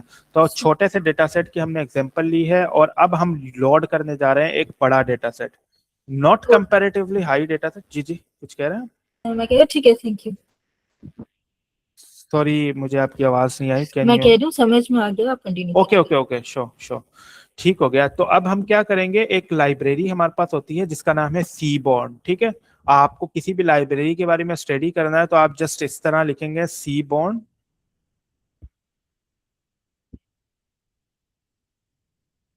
Seaborne Python. तो आपके पास यहाँ पर वो लाइब्रेरी की डॉक्यूमेंटेशन ओपन हो जाएगी। ये क्या है, स्टेटिस्टिकल डेटा विजुअलाइजेशन का टूल है, या विजुअलाइजेशन की लाइब्रेरी है। अभी हम विजुअलाइजेशन नहीं पढ़ रहे, तो हम इसमें से वो चीजें तो नहीं पढ़ेंगे, लेकिन इसके अंदर अब आपके पास डेटा सेट्स होते हैं, डिफरेंट डेटा सेट्स इस सी बॉन्ड लाइब्रेरी के अंदर है बिल्ट इन, ताकि यूजर आकर उसको यूज कर सकें, उसको स्टडी कर सकें। ठीक है, तो आज अभी हम क्या करेंगे कि इसी लाइब्रेरी को यूज करते हुए, सी बॉन्ड लाइब्रेरी को यूज करते हुए एक डेटा सेट लोड करेंगे। आप किस तरह से पता करेंगे, सीबॉर्न डेटा सेट नेम लिखेंगे, आपके पास यहाँ पर नेम आ जाएंगे, सीबॉर्न डेटा सेट नेम। ठीक है, तो ये उसने आपके पास एक डॉक्यूमेंटेशन खोल दी लोड मेथड के अंदर, और उसने आपको ये बताया कि गेट डेटा सेट नेम से आपको सारे डेटा फ्रेम्स के यानी इस सी बॉन्ड के अंदर जितने भी अवेलेबल डेटा सेट्स हैं CSV फॉर्मेट में वो आपको मिल जाएंगे। तो हमने क्या कॉल करना है, गेट डेटा सेट नेम्स। ठीक है, इस मेथड को हम कॉल करेंगे तो हमारे पास डेटा सेट्स आ जाएंगे। मैं ना पहले इसको नीचे ले जाता हूँ ताकि आपको मैं दिखाऊं। अभी मैंने सिर्फ एक सी बॉन्ड लाइब्रेरी इंपोर्ट करने जा रहा हूँ। लेट्स सी, ये मुझे एरर देगा बिल्कुल उसी तरह के भाई आपके पास ये लाइब्रेरी एग्जिस्ट नहीं करती। तो मैंने उसे कहा कि अच्छा मेरे लिए इंस्टॉल कर दो इसको। तो उसकी कमांड होती है पिप इंस्टॉल, और इस लाइब्रेरी का नाम सेम ही नाम होता है मॉड्यूल का जब आप इंस्टॉल करने जाते हो। बट अगर फिर भी आपको कंफ्यूजन है कि इसका नाम क्या है, तो आप सी बॉन्ड पिप लिखोगे इंटरनेट पे तो आपको इसकी कमांड मिल जाएगी, जिस तरह हमने पिछली दफा अभी पांडास के लिए किया था। सी बॉन्ड पिप लिखेंगे तो आपको यहाँ पर ये देखें PYPI की लाइव डॉक्यूमेंटेशन ऑफ पाइथन की मिल जाएगी। उसने हमें लेटेस्ट वर्जन भी बता दिया और उसने हमें कमांड भी दे दी। एग्जैक्टली यही कमांड हम फॉलो करने जा रहे थे। मैं इसको -Q करूंगा क्योंकि अगर मैं -Q नहीं करता तो वो मुझे लाइंस शो करता है। इस बार मैं -Q नहीं करता। ठीक है, पिप इंस्टॉल सी बॉन्ड करता हूँ तो ये भी 1 से 2 मिनट लेगा हार्डली, और आपके पास सीबॉन लाइब्रेरी इंस्टॉल हो जाएगी। इसके अंदर बहुत सारे डेटा सेट है। मैंने इंपोर्ट सीबॉन एज SNS, मैंने एक अलियास इसको दे दिया है। अब उसने आपको बताया था, अगर मैं डॉक्यूमेंटेशन की तरफ जाऊं तो वो कह रहा था कि आप इस मेथड को यूज करो, आपको सारे नेम्स मिल जाएंगे डेटा सेट के। ठीक है, तो गेट डेटा सेट नेम्स का मेथड मैं कॉल कर लेता हूँ, SNS dot gate data set names. ठीक है, और यहाँ पर मैं ब्रैकेट लगा देता हूँ और एक काम करता हूँ, इसको मैं प्रिंट भी करवा देता हूँ।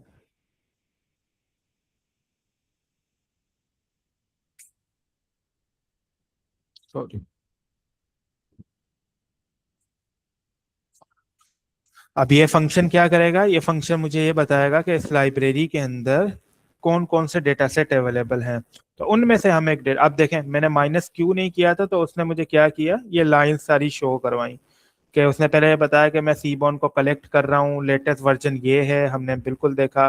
वो ये बता रहा है कि मैं इसको कहाँ पर कौन सी लोकेशन पे इसको सेव कर रहा हूँ, इसके जितने भी फंक्शन फाइल वगैरह है। क्योंकि याद करें जब हम मॉड्यूल बना रहे थे तो उसमें हम क्या कर रहे थे, मॉड्यूल के अंदर फंक्शंस बना रहे थे। वो जो सारा कोड है वो आपकी डायरेक्टरी पे वो सेव कर देता है। ये देखें उसने आपको बताया कि आप कहाँ पर ये चीजें इंस्टॉल करेंगे। और ना सिर्फ सी बोन के साथ जो जो चीजें उसको चाहिए होती हैं वो एडिशनल चीजें भी डाउनलोड करता है। जैसे उसने कहा नमपाई पांडास मुझे चाहिए, तो ये तो हमने ऑलरेडी इंस्टॉल किए हुए हैं। देखें उसने क्या कहा, requirement already satisfied, requirement already satisfied, क्योंकि ये दोनों मॉड्यूल हम पहले से इंस्टॉल कर चुके हैं। देन फिर उसने कुछ और एडिशनल पैकेजेस इंस्टॉल किए जो कि हमने नहीं किए थे, जैसे मेट प्लॉटलिब आ गया। ये भी हम फ्यूचर में देखेंगे किस तरह ये यूज होता है। तो जो जो उसकी रिक्वायरमेंट थी उसने वो सारे डाउनलोड किए, 8 स्टेप पूरे किए, और पूरे करने के बाद उसने हमें कहा सक्सेसफुली इंस्टॉल्ड। ये लाइब्रेरी उसने इंस्टॉल की है इस सी बॉन के साथ, क्योंकि इस सी बॉन की डिपेंडेंसी में ये सब लाइब्रेरीज आती थी। तो उसने वो खुद ही अंडरस्टैंड किया पाइथन ने और उसको इंस्टॉल कर दिया, और लेटेस्ट वर्जन हमारे पास सी बॉन का आ चुका है। अब जैसे ही मैं इंपोर्ट करूंगा और गेट डेटा सेट नेम लिखूंगा तो होपफुली मेरे पास सारे डेटा सेट के फ्रेम्स यानी नेम्स आ जाएंगे। अब आप देखें मेरे पास हर एक डेटा फ्रेम, अब ये जो गेट डेटा सेट नेम्स आए हैं यानी यहाँ पर आपके पास ये डेटा फ्रेम्स हैं, आपके पास डेटा सेट ऑलरेडी इन्होंने बनाए हुए हैं। जैसे ब्रेन नेटवर्क्स का डेटा सेट है, कार क्रैशेस का डेटा सेट है, डायमंड्स का डेटा सेट है, डोर्स का है, एक्सरसाइज का है, फ्लाइट्स जो होती हैं डिफरेंट उसका डेटा सेट है, और उसके बाद बहुत सारे डेटा सेट हैं। टाइटेनिक का है। तो अभी हम जो यूज करने जा रहे हैं वो टाइटेनिक का डेटा सेट है। ये देखें उसने हमें नाम दे दिया है। अब हमें लोड किस तरह कराना है ये भी डेफिनेटली डॉक्यूमेंटेशन में लिखा होगा। यहाँ पर अगर हम ऊपर देखें, return pandas data set frames, ये देखें उसने लिखा हुआ कि भाई जो भी आपकी सीबोन लाइब्रेरी है, हम सीबोन तो नहीं लिखेंगे क्योंकि हमने SNS उसको अलियास दे दिया। तो SNS dot load data frame के अंदर आप उस डेटा फ्रेम का नाम दोगे। उसने नेम के लिए आपको बता दिया कि आप इस मेथड को यूज करो तो आपको डिफरेंट नेम्स मिल जाएंगे। कैशे डिफरेंट पैरामीटर्स उसने दिए हुए हैं जो हमारे जरूरी हैं, हम उसको यूज करेंगे। ठीक है, तो डॉक्यूमेंटेशन से आपको हर एक चीज का अंदाजा हो सकता है। अभी हमने जब कि हमें नाम मिल गया टाइटेनिक, तो मैं टाइटेनिक का एक वेरिएबल बनाता हूँ, यानी एक डेटा फ्रेम को लोड करने जा रहा हूँ तो मैं उसका नाम लिखूंगा टाइटेनिक। देन सी बोर्न से ही आप उसको लोड कर सकते हो, पांडास या नमपाई से नहीं, जिस तरह हम पहले पिछले मॉड्यूल में हमने क्या किया था, नमपाई से हम लोड करवा रहे थे एक सीएसवी को, बट ये क्योंकि हिस्सा है सी बोर्न का, तो हम उसको सी बोर्न से लोड करेंगे और फिर पांडास के थ्रू इस पर सारे ऑपरेशंस परफॉर्म करेंगे। तो मैंने S N S dot load data set किया, जो कि मुझे यहाँ पर उसने बताया हुआ था, S N S dot load data set, और फिर मैंने उसके अंदर क्या किया, टाइटेनिक का नाम दे दिया इन्वर्टेड कॉमा के अंदर। तो जैसे मैं यहाँ पर लोड करूंगा, तो और मैं, आपको पता है डेटा फ्रेम डॉट शेप करता हूं, तो शेप मेथड क्या बताता था, अभी आप बताएंगे शेप मेथड क्या बताता था हमें डेटा फ्रेम के अंदर? सॉरी मुझे याद नहीं है, मेरे इंटरनेट का जो मसला चल रहा है इस वजह से ब्रेक हुई थी काफी ओ, वॉइस। ओके, मुझे शायद आपके पास माइक का इशू है, मुझे सही से आवाज नहीं आ रही, बट आई थिंक तो आपने यही कहा होगा कि शेप जो है वो आपको क्या करती है, रिटर्न करती है रोज एंड कॉलम्स। ठीक है, हमने ऊपर भी देखा था डेटा फ्रेम जब हमने खुद बनाया था, तो ये भी एक डेटा फ्रेम ही है। जैसे मैं इसको एग्जीक्यूट करूंगा, तो अब देखें आपकी वो जो क्यूरी थी वो पूरी होगी। इसने क्या बताई है, हमें दो वैल्यूज दी हैं, 891 एंड 15। तो एनी वन ऑफ यू कोई मुझे बताएगा 891 यहाँ पर क्या शो कर रहा है और 15 यहाँ पर क्या शो कर रहा है?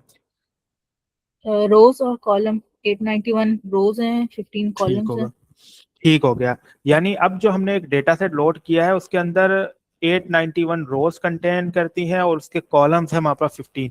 यानी हमें एक कम not a large data set but comparatively large data set मिल गया, जो कि हमने प्रीवियसली बनाया था, जो कि 6 रोज कंटेन करता था। ठीक है, और ये डेटा सेट है भी टाइटेनिक का ओरिजिनल डेटा सेट। ठीक है, जो हमारे पास टाइटेनिक शिप के साथ इंसिडेंट हुआ था, आपको आइडिया होगा, तो ये उसी पर एक डेटा सेट बनाया हुआ है सी बॉर्न वालों ने। तो मैं सबसे पहले अगर मैं डेटा फ्रेम को प्रिंट करवाना चाहता हूँ तो मुझे जस्ट उसका नाम लिखना है। मैंने आपको बताया था कि नोटबुक आपको खुद ही से डेटा फ्रेम एक प्रिंट करवा के देती है अच्छे तरीके से। अब ये देखें उसने क्या किया है, पहले तो मुझे 15 कॉलम्स के नाम बता दिए। ठीक है, सर्वाइव्ड, और उसके अंदर मुझे 0 1 1 1 0 डिफरेंट वैल्यूज बता रहा है। पी क्लास, सेक्स कौन सा है, एज कितनी है, सिबलिंग्स कितने हैं, परचेज कितने हैं, फेयर, एम्बार्ड, क्लास कौन सी थी, हु यानी जेंडर कौन सा था, मेल या फीमेल, अडल्ट मेल थे या नहीं थे, डेक था, इम्पार्क टाउन, अलाइव जिंदा बचे या नहीं बचे, अलोन गए थे ट्रेवलिंग पे यानी टाइटेनिक में, या कोई साथ था, ट्रू या फॉल्स बुलियन में, यानी डिफरेंट डेटा टाइप्स इसके अंदर हमारे पास इस डेटा फ्रेम के अंदर आ गई है। अब सबसे पहला हमारा गोल क्या है, डेटा की सारी इंफॉर्मेशन निकालना है। क्या क्या हमने ऊपर देखा, आपके पास बहुत सारे मेथड्स हैं, पहले मैं उन्हीं को कवर कर लेता हूँ। लेट्स सपोज मैं यहाँ पर जाता हूँ, अगर मुझे कॉलम्स जानने हैं तो मैं किस तरह कॉलम्स निकालूंगा, anyone can recall? Titanic dot कौन सा मेथड होता था कॉलम्स के लिए, इफ यू कैन रिकॉल? तो सिंपली उसका नाम ही कॉलम्स है, मैं ऐसे ही लिखूंगा, तो मेरे पास सारे 15 के 15 कॉलम्स आ गए। ठीक है, अगर मैं इंडेक्स की बात करूं तो इंडेक्स क्या होता था, आपने सिंपली क्या करना होता था, टाइटेनिक डॉट इंडेक्स को कॉल करना होता था। इसके बाद मुझे इंडेक्स की रेंज मिल गई starting from 0 and stop at 891, step value हमारे पास 1 है। ठीक है, हमने ये भी देख लिया है, देखें डेटा फ्रेम के नीचे ही आपको ये चीज बता भी रहा है। जब हमने डेटा फ्रेम प्रिंट करवाया तो उसने बताया कि 891 रोज एंड 15 कॉलम्स है आपके पास। ठीक है, यानी वो जो भी मेथड ऊपर हमने अप्लाई किए एक छोटे डेटा फ्रेम पे, वो बड़े डेटा फ्रेम पे भी अप्लाई कर सकते हो, कुछ भी फर्क नहीं होता, सबका गोल एक ही है, चाहे वो छोटा डेटा सेट हो या बड़ा डेटा सेट हो। तो हमने एग्जैक्टली वही मेथड यूज किए हैं और उस मेथड्स को यूज करते हुए हमने वैल्यूज निकाली हैं। ठीक है, अब कुछ एडिशनल पैरामीटर्स देख लें, वहां छोटा डेटा सेट था तो इसलिए हमने कुछ ऐसे फंक्शंस को नहीं जाना पाइथन के जो कि जरूरी थे, या पांडास के जो कि हम छोटे डेटा फ्रेम पे काम कर सके। अब हमारे पास जो कि बड़ा डेटा फ्रेम है, लेट्स सपोज आपके मैनेजर आपको कहते हैं कि मुझे टॉप 5 रोज दिखाओ और टॉप और जो बिलो जो सबसे लास्ट वाली रोज है ना, वो मुझे 5 दिखा दो। तो अब आपने क्या करना है, एक तो आपके पास तरीका है कि आप स्लाइसिंग के थ्रू करो कि 0 से लेकर 5 तक शो करवा लो पहले टॉप 5 के लिए। बट ये सारा काम ना मैंने आपको कहा था ना जब मैं आपको पढ़ा रहा था कि ये काम बहुत आसान हो चुका है आगे जाते जाते। जैसे जैसे हम आगे मॉड्यूल की तरफ जाएंगे, वो जो पुराने कॉन्सेप्ट है उसका नॉलेज आपको होना इसलिए जरूरी है ताकि आपको पता चले कि इन फंक्शंस के बैकएंड पे क्या चल रहा है। तो वो सारे जो मेथड्स से स्लाइसिंग के थ्रू आप लाते थे, आप इंडेक्सेस के थ्रू एक्सेस करते थे, आप कॉलम्स की वैल्यूज को देखते थे, कॉलम्स अलग से प्रिंट करवाते थे, इन्फो मेथड जब आया तो उसके अंदर ही कॉलम्स आ गए। तो आपको जस्ट बेसिक याद रखने की जरूरत है ताकि आपको बेसिक कॉन्सेप्ट क्लियर हो, उसके बाद चीजें आसान हो चुकी हैं। तो जैसे ही मैं अब डाटा सेट का नाम लिखता हूँ, अब मैं टॉप 5 को प्रिंट करवाने जा रहा हूँ ना, तो यहाँ पर मेरे पास एक मेथड होता है हेड। हेड मेथड को मैं लेट सपोज कॉल करता हूँ, और यहाँ पर मैं अब इसके अंदर कोई वैल्यू नहीं देता, पहले मैं इसको ऐसे ऐसे प्रिंट करवा के देखता हूँ।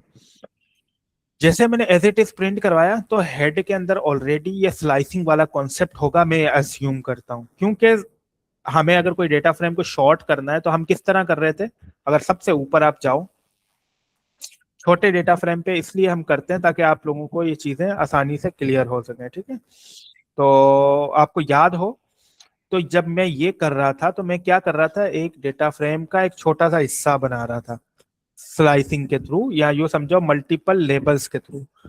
यहाँ पर क्या कर रहे हैं आप, यहाँ पर ये जो हेड मेथड है वो सेम यही काम कर रहा है आपके लिए, जस्ट वो आपको एक कोड शो नहीं कर रहा है, ठीक है। तो उसने क्या किया, मैंने जैसे हेड मेथड कॉल किया तो उसने मुझे शुरू की 5 रोज दिखा दी, 0 से लेकर 4 तक 5 रोज बनती हैं। और यहाँ पर आपको देखें हर एक कॉलम आया हुआ है और उसकी वैल्यू आपके पास आई हुई है। सरवाइव का मतलब जीरो मतलब आपके पास बुलियन वैल्यू में क्या होता था, ना, यानी फॉल्स, आप ये अज्यूम कर लें। और 1 का वैल्यू लेट सपोज ट्रू है तो वो सरवाइव किया, तो ये बुलियन में 0 1 इसी को शो कर रहा है। इस डेटा सेट को आगे चलते जाएंगे, जिस तरह हम यूज करते जाएंगे हम इसकी और हिस्ट्री पढ़ते जाएंगे। जस्ट मैंने आपको याद है एक चीज नंपाई के सीरीज में भी कहा था कि डेटा सेट की डोमेन आपने खुद पढ़नी है। जितना आप डेटा सेट की डोमेन से फेमिलर होंगे उतना आपको मजा आएगा उस डेटा सेट पे काम करने के लिए, ठीक है। तो अभी तो जस्ट लेट्स सपोज मैनेजर ने मुझे कहा कि भाई आप मुझे उसकी फर्स्ट 5 रोज दिखाओ, और उस मैंने उसको हेड मेथड के थ्रू ये फर्स्ट 5 रोज दिखा दी। अब कोई भी डेटा फ्रेम हो, चाहे वो 10 लाइनों का 10 रोज कंटेन करता हो या 1 लाख रोज कंटेन करता हो, मेथड यही रहेगा। सेम अगर मुझे क्या कहते हैं सबसे लास्ट वाली 5 रोज शो करवानी है तो उसके लिए भी एक मेथड बना हुआ है जिसका नाम है टाइटेनिक डॉट, यानी आपके जो डेटा फ्रेम है डॉट टेल। जैसे मैं टेल करके प्रिंट करता हूं तो अब देखें हमारे पास कितनी 890 रोज थी, ठीक है। तो उसने मुझे 1 2 3 4 5 रोज लास्ट वाली शो करवाई है अब मुझे उसने, ठीक है। ये मेरी सबसे स्टार्टिंग वाली 5 रोज, ये मेरी लास्ट वाली 5 रोज। अब आप लोगों का ये क्वेश्चन हो सकता है कि सर व्हाट अबाउट कि मैं शुरू की 10 रोज शो करवाना चाहता हूँ। तो उसके लिए बहुत आसान है, आप इसी मेथड को कॉपी करोगे और एक मिनट, आप इस हेड के अंदर वैल्यू दोगे, बाय डिफॉल्ट इसके अंदर वैल्यू है 5। अब लेट सपोज मैं यहाँ देता हूँ 10, तो आपके पास शुरू की 10 रोज आ जाएंगी, ये देखें 0 से लेकर 9, यानी 10 रोज आ गई। कितना आसान हो गया काम, वरना स्लाइसिंग में हमें क्या करना पड़ता, इंडेक्सेस वापस से देनी पड़ती उसको। अब जैसे आपने उसका फंक्शन के अंदर वो पैरामीटर दे दिया। इसी तरह आपको कहा जाता है कि नहीं, शुरू की 50 रोज दिखाओ, तो आप इसी मेथड को कॉल करोगे हेड को और उसके अंदर 50 की वैल्यू पास कर दोगे। तो 50 की तो 0 से लेकर हमारे पास कितनी वैल्यूज आ गई 49, तो हमारे पास ये 50 वैल्यूज बनती हैं। और हमारे पास यहाँ पर डेटा फ्रेम के अंदर वो सारी चीजें उसने हमें प्रिंट कर दी, ठीक है। इसी तरह आप क्या कर सकते हैं, अगर आपको कहता है कि नहीं शुरू की 5 लास्ट की 5 वैल्यू नहीं, लास्ट की 10 वैल्यूज दिखाओ, तो सिंपल वही करना है आपने, टाइटेनिक डॉट टेल मेथड को कॉल करना है और उसके अंदर वैल्यू पास कर देनी है 5 के बजाय 10, क्योंकि 5 बाय डिफॉल्ट है। देखें यहाँ पर लिखा हुआ है an integer is equal to 5, यानी आप अगर कोई वैल्यू नहीं दोगे तो 5 कंसीडर होगी, अगर आप कोई वैल्यू दोगे तो वो कंसीडर होगी। तो मैं 10 लिखता हूँ तो यहाँ पर मेरे पास लास्ट की 10 रोज आ गई हैं। अगर मुझे लास्ट की सिर्फ 2 रोज दिखानी है तो मैं क्या करूंगा, यहाँ पर टेल मेथड कॉल करूंगा और उसके अंदर 2 की वैल्यू पास कर दूंगा, तो मेरे पास आखिरी की 2 वैल्यूज आ गई। तो आपने देखा कि कितना आसान हो चुका है डेटा को समझना या डेटा को प्रोसेस करना। जस्ट आपको कॉन्सेप्ट पता हो। अगर इंटरव्यूअर आपसे सवाल पूछ लेता है कि ये जो हेड मेथड आपने या टेल मेथड के थ्रू लास्ट 10 रोज निकाली है, तो ये इसके पीछे लॉजिक क्या हो सकता है, तो आप कहेंगे सर इसके पीछे लॉजिक हो सकता है इंडेक्सिंग का, माइनस इंडेक्सिंग का। याद आया, माइनस इंडेक्स से हम क्या करते थे, -1 करता था तो लास्ट की वैल्यू मिलती थी, -2 करता था तो second last, -3 second, third last, so on and so for. तो आपको ये कॉन्सेप्ट पता चल गया कि ये किस तरह से फंक्शन बने। इस तरह से आप अपने लिए कोई भी फंक्शन बना सकते हैं जो आपको लगता है कि आप फ्यूचर में हेल्प कर सकता है आपको डेटा को एनालाइज करने में। बट ऑलरेडी पांडास वालों ने ऑलमोस्ट फंक्शन बना दिए हैं जिससे आपके बड़े बड़े काम बहुत आसानी से हो जाएंगे। अभी हमने सिर्फ हेड और टेल मेथड देखा है, इसके अलावा बहुत सारे मेथड हैं। शेप हम देख चुके। शेप क्या करता था, मैं इसको भी साथ साथ रन कर लेता हूँ। हेड हो गया, हेड 3 करोगे तो आपके पास शुरू की 3 रोज आ जाएंगी। टेल करोगे तो आपके पास लास्ट 3 रोज आ जाएंगी। अच्छा, सैंपल एक मेथड है आपके पास, सैंपल। सैंपल मेथड क्या करता है, इसके अंदर मैंने वैल्यू दी है 5। इतना तो मुझे पता चल गया कि मुझे 5 रोज रिटर्न होगी, लेकिन क्या कह रहा है, रैंडम रोज रिटर्न होगी। यूजफुल, क्योंकि because head can be misleading if data is sorted. वो कह रहा है कि अगर आपका डेटा सॉर्टेड होगा ना, कि लेट्स सपोज पहली 5 रोज आपकी सीक्वेंस वाइज आई हुई है और उसके बाद आपके पास मैसिव इंफॉर्मेशन बीच में कहीं पड़ी हुई है, तो आप बार बार 5 रोज शुरू की शो करवाओगे तो उससे आपको कुछ समझ नहीं आएगा। उसके बजाय आप सैंपल मेथड को यूज करो, वो हर बार रैंडम रोज 5 आपको दिखाएगा। हो सकता है पहली दफा वो आपको 5, 4, 100, 190, 200 ये रोज दिखा, अगली दफा वो रोज की वैल्यू चेंज कर दे। तो इससे होगा कि आपके पास डेटा के सैंपल्स आते जाएंगे। मैं इसको एग्जीक्यूट करता हूँ, आपको और समझ आएगा। अभी देखें, उसने मुझे 5 रोज दिखाई है, लेकिन रोज के इंडेक्सेस आप देखें 193, 178, 507, 62, 88। ठीक है, इसमें देखें मुझे कुछ इंफॉर्मेशन मिल गई कि डेक के अंदर कुछ वैल्यूज ऐसी हैं। डेक मतलब वो जो क्लास नहीं होती थी, शिप में क्लासेस होती हैं आपके पास, कि एफ क्लास है, सी क्लास है। ठीक है, तो कुछ ऐसी क्लासेस हैं जिसके अंदर an basically not a value stand for not a value, या नल वैल्यू भी आप इसको कह सकते हैं। इन्फो जब हम कॉल करते थे वो हमें क्या बताता था कि इस डेटा सेट के अंदर कितनी नॉट नल वैल्यूज हैं। तो मुझे सैंपल करने से पहले ही ये पता चल गया कि डेक के अंदर कुछ नल वैल्यूज आ रही हैं। और मुझे कुछ पता चल रहा है नहीं, और कुछ नहीं पता चला। ठीक है, अब मैं क्या करता हूँ, वापस से इसको जब एग्जीक्यूट करूंगा ना, तो देखेंगे आपकी इंडेक्स वैल्यू चेंज हो चुकी होगी। रैंडमली कोई भी जैसा रैंडम मॉड्यूल काम करता था ना, उसी तरह करेगा। मैं इसको एग्जीक्यूट करता हूँ। अब देखें 24 आया है, 592 आया है, 732 आया है। इससे देखें मुझे पता चला कि डेक वाले कॉलम के अंदर काफी सारे मसले हैं। अगर मैं हेड करता रहता मुझे कभी भी मसला नहीं समझ में आता, क्योंकि हेड में तो शुरू की सही वैल्यूज मेरे पास आ रही थी, बीच में क्या गड़बड़ है मुझे नहीं पता चलता। मैं इसको एक दो, अब देखें मुझे एज में भी एक मसला दिखा कि एज में एन वैल्यू है। मतलब ये जरूरी नहीं कि आप इस तरह ही फाइंड करें, आपके पास और भी मेथड है, but just to show you कि सैंपल का हेड के अकॉर्डिंगली क्या फायदा है। मैं इसको फिर एग्जीक्यूट करता हूँ, तो यहाँ पर फिर से अलग रोज आई। मैं इसको फिर एग्जीक्यूट करूंगा तो अलग रोज आई। आप इसको 5 नहीं, आप इसको 10 कर सकते हो, तो आपके पास 10 आ गई। ठीक है, तो 10 में कुछ मिल रहा है आपको सस्पिशियस। एज में तो हमने पहले ही देख लिया था मसला है। फेयर में भी कोई सच नहीं दिखा।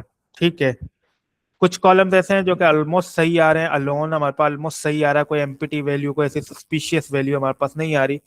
बट कहने का मकसद ये है कि सैंपल आपको क्या करता है, सैंपल आपको डिफरेंट वैल्यूज, डिफरेंट रोज मल्टीपल टाइम पिक करके देता है। ठीक है, मैंने आपको बताया रोज एंड कॉलम्स किस तरह निकाल सकते हैं। आप शेप मेथड के थ्रू निकाल सकते हैं। शेप के 0 पर आपको ये बताएगा कि कितनी रोज हैं। शेप के 0 में आपके पास पहले क्या होता था, रोज होती थी। तो अगर मैं 0th इंडेक्स को एक्सेस करूंगा तो मुझे उसकी रोज की वैल्यू मिलेगी। और हर एक रो क्या शो कर रही है, एक एंट्री को शो कर रही है, या एक पैसेंजर की डिटेल शो कर रही है। अगर मैं बात करता हूँ 432 की, तो 432 एक पैसेंजर है जिसकी डिफरेंट डिटेल है कि वो पैसेंजर सर्वाइव हुआ, नहीं हुआ, नहीं हुआ, या हो गया लेट्स सपोज। पी क्लास उसकी क्या थी, 2 थी। वो मेल थी या फीमेल थी, फीमेल थी। उसकी एज क्या थी, 42 थी।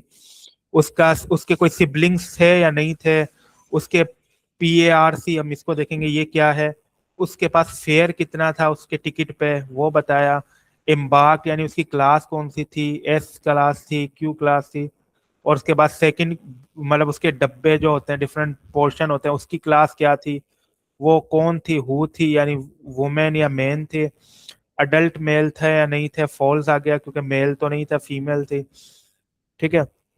और आपके पास डेक उसकी वैल्यू नन आ गई, यानी कोई भी डेक वैल्यू नहीं आई। एम्बार्क टाउन उसका आ गया, वो जिंदा बची या नहीं बची ये आ गया, वो अलोन ट्रेवल कर रही थी या नहीं कर रही थी ये आ गया, किस वैल्यू के लिए, इस पैसेंजर के लिए जिसकी ID नंबर है 432। इसी तरह 156 एक अलग रो है। तो अगर आप जीरो करेंगे और आप इसको इस तरह प्रिंट करवाते हैं या आपसे पूछा जाता है कि आपके डेटा सेट में कितने पैसेंजर थे टाइटैनिक में, तो आप सिंपली शेप का जो पहला इंडेक्स है वो आपको रोज बताता है और हर एक रो एक पैसेंजर है। तो मैं इसको इस तरह भी प्रिंट करवा सकता हूँ। नंबर ऑफ पैसेंजर थे 891 क्योंकि इसकी रोज थी 891, ये जीरो इंडेक्स है, ये फर्स्ट इंडेक्स है, ठीक है। अब हम आ जाते हैं इन्फो मेथड पे। हमने ऊपर इन्फो देखा, उसने हमें डेटा की पूरी समरी दी। अभी तो हम सैंपल से चेक कर रहे थे किसमें कितनी मिसिंग वैल्यू है, किसमें कितनी मिसिंग वैल्यू नहीं है, कौन सा टाइप है। अब मैं इन्फो करने जा रहा हूँ। जैसे ही मैंने इन्फो किया तो अब मुझे पहले तो पता चला है डेटा फ्रेम है बिल्कुल 891 रिकॉर्ड्स हैं, बिल्कुल सही है, टोटल 15 कॉलम्स है, ठीक है। उसने हर एक कॉलम को मुझे इस तरह प्रिंट करवा के दिया क्योंकि अभी हमें कॉलम्स की डिटेल चाहिए ना कि हर एक रो की।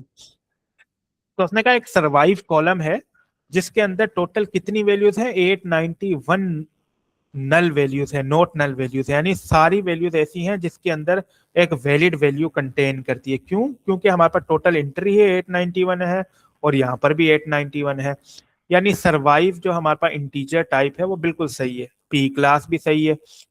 एज को अगर आप देखें तो वो कह रहा है एज के अंदर 714 वैल्यू ऐसी हैं जो कि नॉट नल है यानी सही है, बाकी जितनी भी वैल्यूज है ना उसमें नल वैल्यूज हैं या उसके अंदर कोई ना कोई मसला है। हमें पता चल गया कि एज में हमारे पास मसला आ गया। और कहाँ आ गया? एम्बार्क में हमारे पास आ गया, ठीक है। और आपके पास डेक के अंदर बहुत बड़ा मसला है क्योंकि आपके पास टोटल 891 रिकॉर्ड्स हैं लेकिन यहाँ पर सिर्फ वैलिड रिकॉर्ड यानी जो नॉट नल रिकॉर्ड है वो 203 है। बाकी जितने भी रिकॉर्ड्स हैं वो सारे क्या हैं, उसमें सस्पिशियस डेटा है या तो यानी नॉट नल वैल्यूज हैं, उसके अंदर कोई ऐसी वैल्यू नहीं है जो डेक्स से रिलेटेड हो, यानी उसके अंदर एन की वैल्यू है। देन बाकी हमारे पास एम्बार्क टाउन में भी कुछ वैल्यूज हैं लेकिन कंसीडरेबल है, इतनी ज्यादा नहीं है नल वैल्यूज। लेकिन सबसे बड़ा जो अलार्मिंग है वो डेक है। हमारे पास एज भी हम कह सकते हैं, हमें क्लीन करना होगा, ठीक है। तो सो ऑन एंड सोफा हमारे पास सारा डेटा सेट, ना सिर्फ डेटा सेट, नीचे देखें मेमोरी यूजेज भी आ गया। वहां पर तो हमारे पास छोटा सा डेटा सेट था तो इतनी मेमोरी यूजेज नहीं आ रहा, यहाँ देखें यानी आपका वेरिएबल जो है जो रैम में इसने डेटा को लोड किया है उसकी यूजेज क्या है, 80.7 KB, ठीक है। ये उसने आपको डेटा सेट का क्या कहते हैं बता दिया, overall information. Info stand for information. Data set को समझें आप थोड़ा सा, ठीक है। सरवाइव कॉलम है, उसके अंदर 0 मतलब डेड, 1 मतलब सरवाइव, ठीक है। मैंने आपको बताया ट्रू एंड फॉल्स वाली वैल्यू, बुलियन वैल्यू याद करें। ये जिसने भी डेटा सेट बनाया उसमें 0 इज इक्वल टू डाइड होगा सरवाइव के लिए। सरवाइव के अंदर दो वैल्यूज है ना, ये देखें, या तो 1 है या 0 है। 1 मतलब कि वो जिंदा रहा वो पैसेंजर, 0 मतलब कि वो आफ्टर दिस इंसिडेंट वो डेथ हो गया उसकी, ठीक है। तो ये है। पी क्लास क्या बताती है, टिकट क्लास एज नंबर, ठीक है, एज अ नंबर, के भाई जो आपकी टिकट क्लास है वो आपको नंबर बता रही है 1 2 3 एंड सो ऑन। सेक्स आपको ये बताएगा कि जेंडर कौन सा है। एज आपको ये बताएगा इन ईयर्स, एज आपके पास जो आ रही है इन ईयर्स है 42, 16 years, 24 years, so on and so for. SIBSP जो कॉलम है वो आपको क्या बता रहा है, नंबर ऑफ सिबलिंग या स्पाउस अब्रोड, ठीक है। ये आपको ये बताएगा कि उसके जो भी पैसेंजर है उसके सिबलिंग्स या स्पाउस अब्रोड कितने हैं उसके साथ जो चढ़े हैं। फिर PARC क्या है, number of parents children aboard, ये आपको बता रहा है। फेयर आपको बता रहा है टिकट के प्राइस कितने थे। एम्बार्क आपको बता रहा है कि पोर्ट दे बोर्डेड फ्रॉम, यानी वो जो शिप या जहां से वो निकले हैं वो कौन सी पोर्ट थी जहां से वो मतलब उनको भेजा गया था, C थी, Q थी या S थी, ठीक है। फिर आपके पास क्लास है, ticket class as text like first second third. फिर हु आपको ये बताता है मैन वुमेन या चाइल्ड, वो जो था अल्दो वो बच्चा था, वो बच्चा मैन में आता है वुमेन में आता है, वो सारी चीजें आपको हु की कॉलम के अंदर मिल जाएंगी। और अलोन की वैल्यू अगर ट्रू है तो इफ ट्रेवलिंग अलोन, अलोन का मतलब क्या है कि अगर वो उसके अंदर वैल्यू ट्रू आती है तो वो पैसेंजर अकेला ट्रेवल कर रहा था, फॉल्स है तो वो किसी के साथ ट्रेवल कर रहा था। यहाँ पर अलोन क्या है, फॉल्स है। तो यानी ये जो था ना पैसेंजर नंबर 432, ये अकेला नहीं था, इसके साथ कोई और भी होगा। बट ये जो 868 था ये अकेला ट्रेवल कर रहा था। तो इस तरह से आप डेटा की इंफॉर्मेशन निकाल सकते हैं। ये तो समरी ऑलरेडी इंटरनेट पे अवेलेबल थी, तो मैंने आपको क्या किया, ये चीजें बता दी। Some columns repeat the same information in different form like P class and class. वो कह रहा है सेम इंफॉर्मेशन डिफरेंट कॉलम्स के अंदर वो आपको शो कर रहा है। तो इतना ज्यादा इंपॉर्टेंट नहीं है, ये नॉर्मल होता है रियल डेटा के अंदर, क्योंकि डेटा एक बहुत बड़ा डेटा होता है, बहुत बड़ी फील्ड्स का मजमुआ होता है, जिसके अंदर आपके पास डेटा के डिफरेंट एट्रीब्यूट्स शो किए होते हैं। तो आपने ये डिसाइड करना है डेटा एनालिसिस कि आपके लिए इंपॉर्टेंट क्या है। अगर मैं इस पॉइंट पे कहूँ, अभी हमने डेटा एनालिसिस नहीं पढ़ी, हमें हमें पता है कि सर्वाइव कॉलम हमारे लिए बहुत जरूरी है, इससे हमें ये पता चलेगा वो पैसेंजर जिंदा बचा या नहीं बचा। पी क्लास मेरे लिए इतना इंपॉर्टेंट नहीं है, मैंने अगर पता कर भी लिया कि ये पी क्लास 1 से था तो मैं उससे क्या ही एनालिसिस निकालूंगा। हाँ, सेक्स मेरे लिए बहुत इंपॉर्टेंट है, मुझे ये बताएगा कि वो मेल था या फीमेल था। एज मेरे लिए इंपॉर्टेंट है ताकि मैं कल को एनालिसिस करूं कि जितने लोग मरे उनकी ओवरऑल एज क्या थी, उनकी एवरेज एज क्या थी। याद करें नमपाई वाला कॉन्सेप्ट, एनपी डॉट मीन करके अगर मैं एज में डालूंगा तो मुझे पता चल जाएगा एवरेज एज क्या थी। सिबलिंग से मैं पता कर सकता हूँ कि उसके साथ कितने लोग थे और कितने बचे। फेयर मेरे लिए इतना इम्पोर्टेंट नहीं है, इम्बार्ड मेरे लिए इतना इम्पोर्टेंट नहीं है, मैं अगर जर्नली भी बात करूं। क्लास मेरे लिए इतना इम्पोर्टेंट नहीं रखती, अदरवाइज आप ये देख सकते हो कि फर्स्ट क्लास में कितने लोग बचे, सेकंड में कितने बचे। हु मेरे लिए बहुत इंपॉर्टेंट है, अलोन मेरे लिए बहुत इंपॉर्टेंट है। तो इस तरह से आप चीजें एक्सप्लेन कर सकते हैं। क्विकली वाइंड अप करते हैं, आई थिंक तो टाइम ज्यादा हो रहा है। अच्छा, एक मेथड है डिस्क्राइब। डिस्क्राइब क्या बताता है, statistics for all the numerical column at once. याद करें नमपाई में हमारे पास इन्फो में हमारे पास क्या हो रहा था, सिंपली कॉलम्स की वैल्यूज को वो एक्सप्लेन कर रहा था। अगर मैं डिस्क्राइब मेथड कॉल करूंगा तो इसके अंदर जितनी भी न्यूमेरिकल वैल्यूज है ना, उनकी मुझे एक स्टेटिस्टिकल एनालिसिस मिल जाएगी। मैं सिंपली इसको रन करता हूँ तो ऊपर देखें आपके पास कॉलम है सर्वाइव्ड, वही कॉलम है जो न्यूमेरिकल वैल्यूज वाले थे।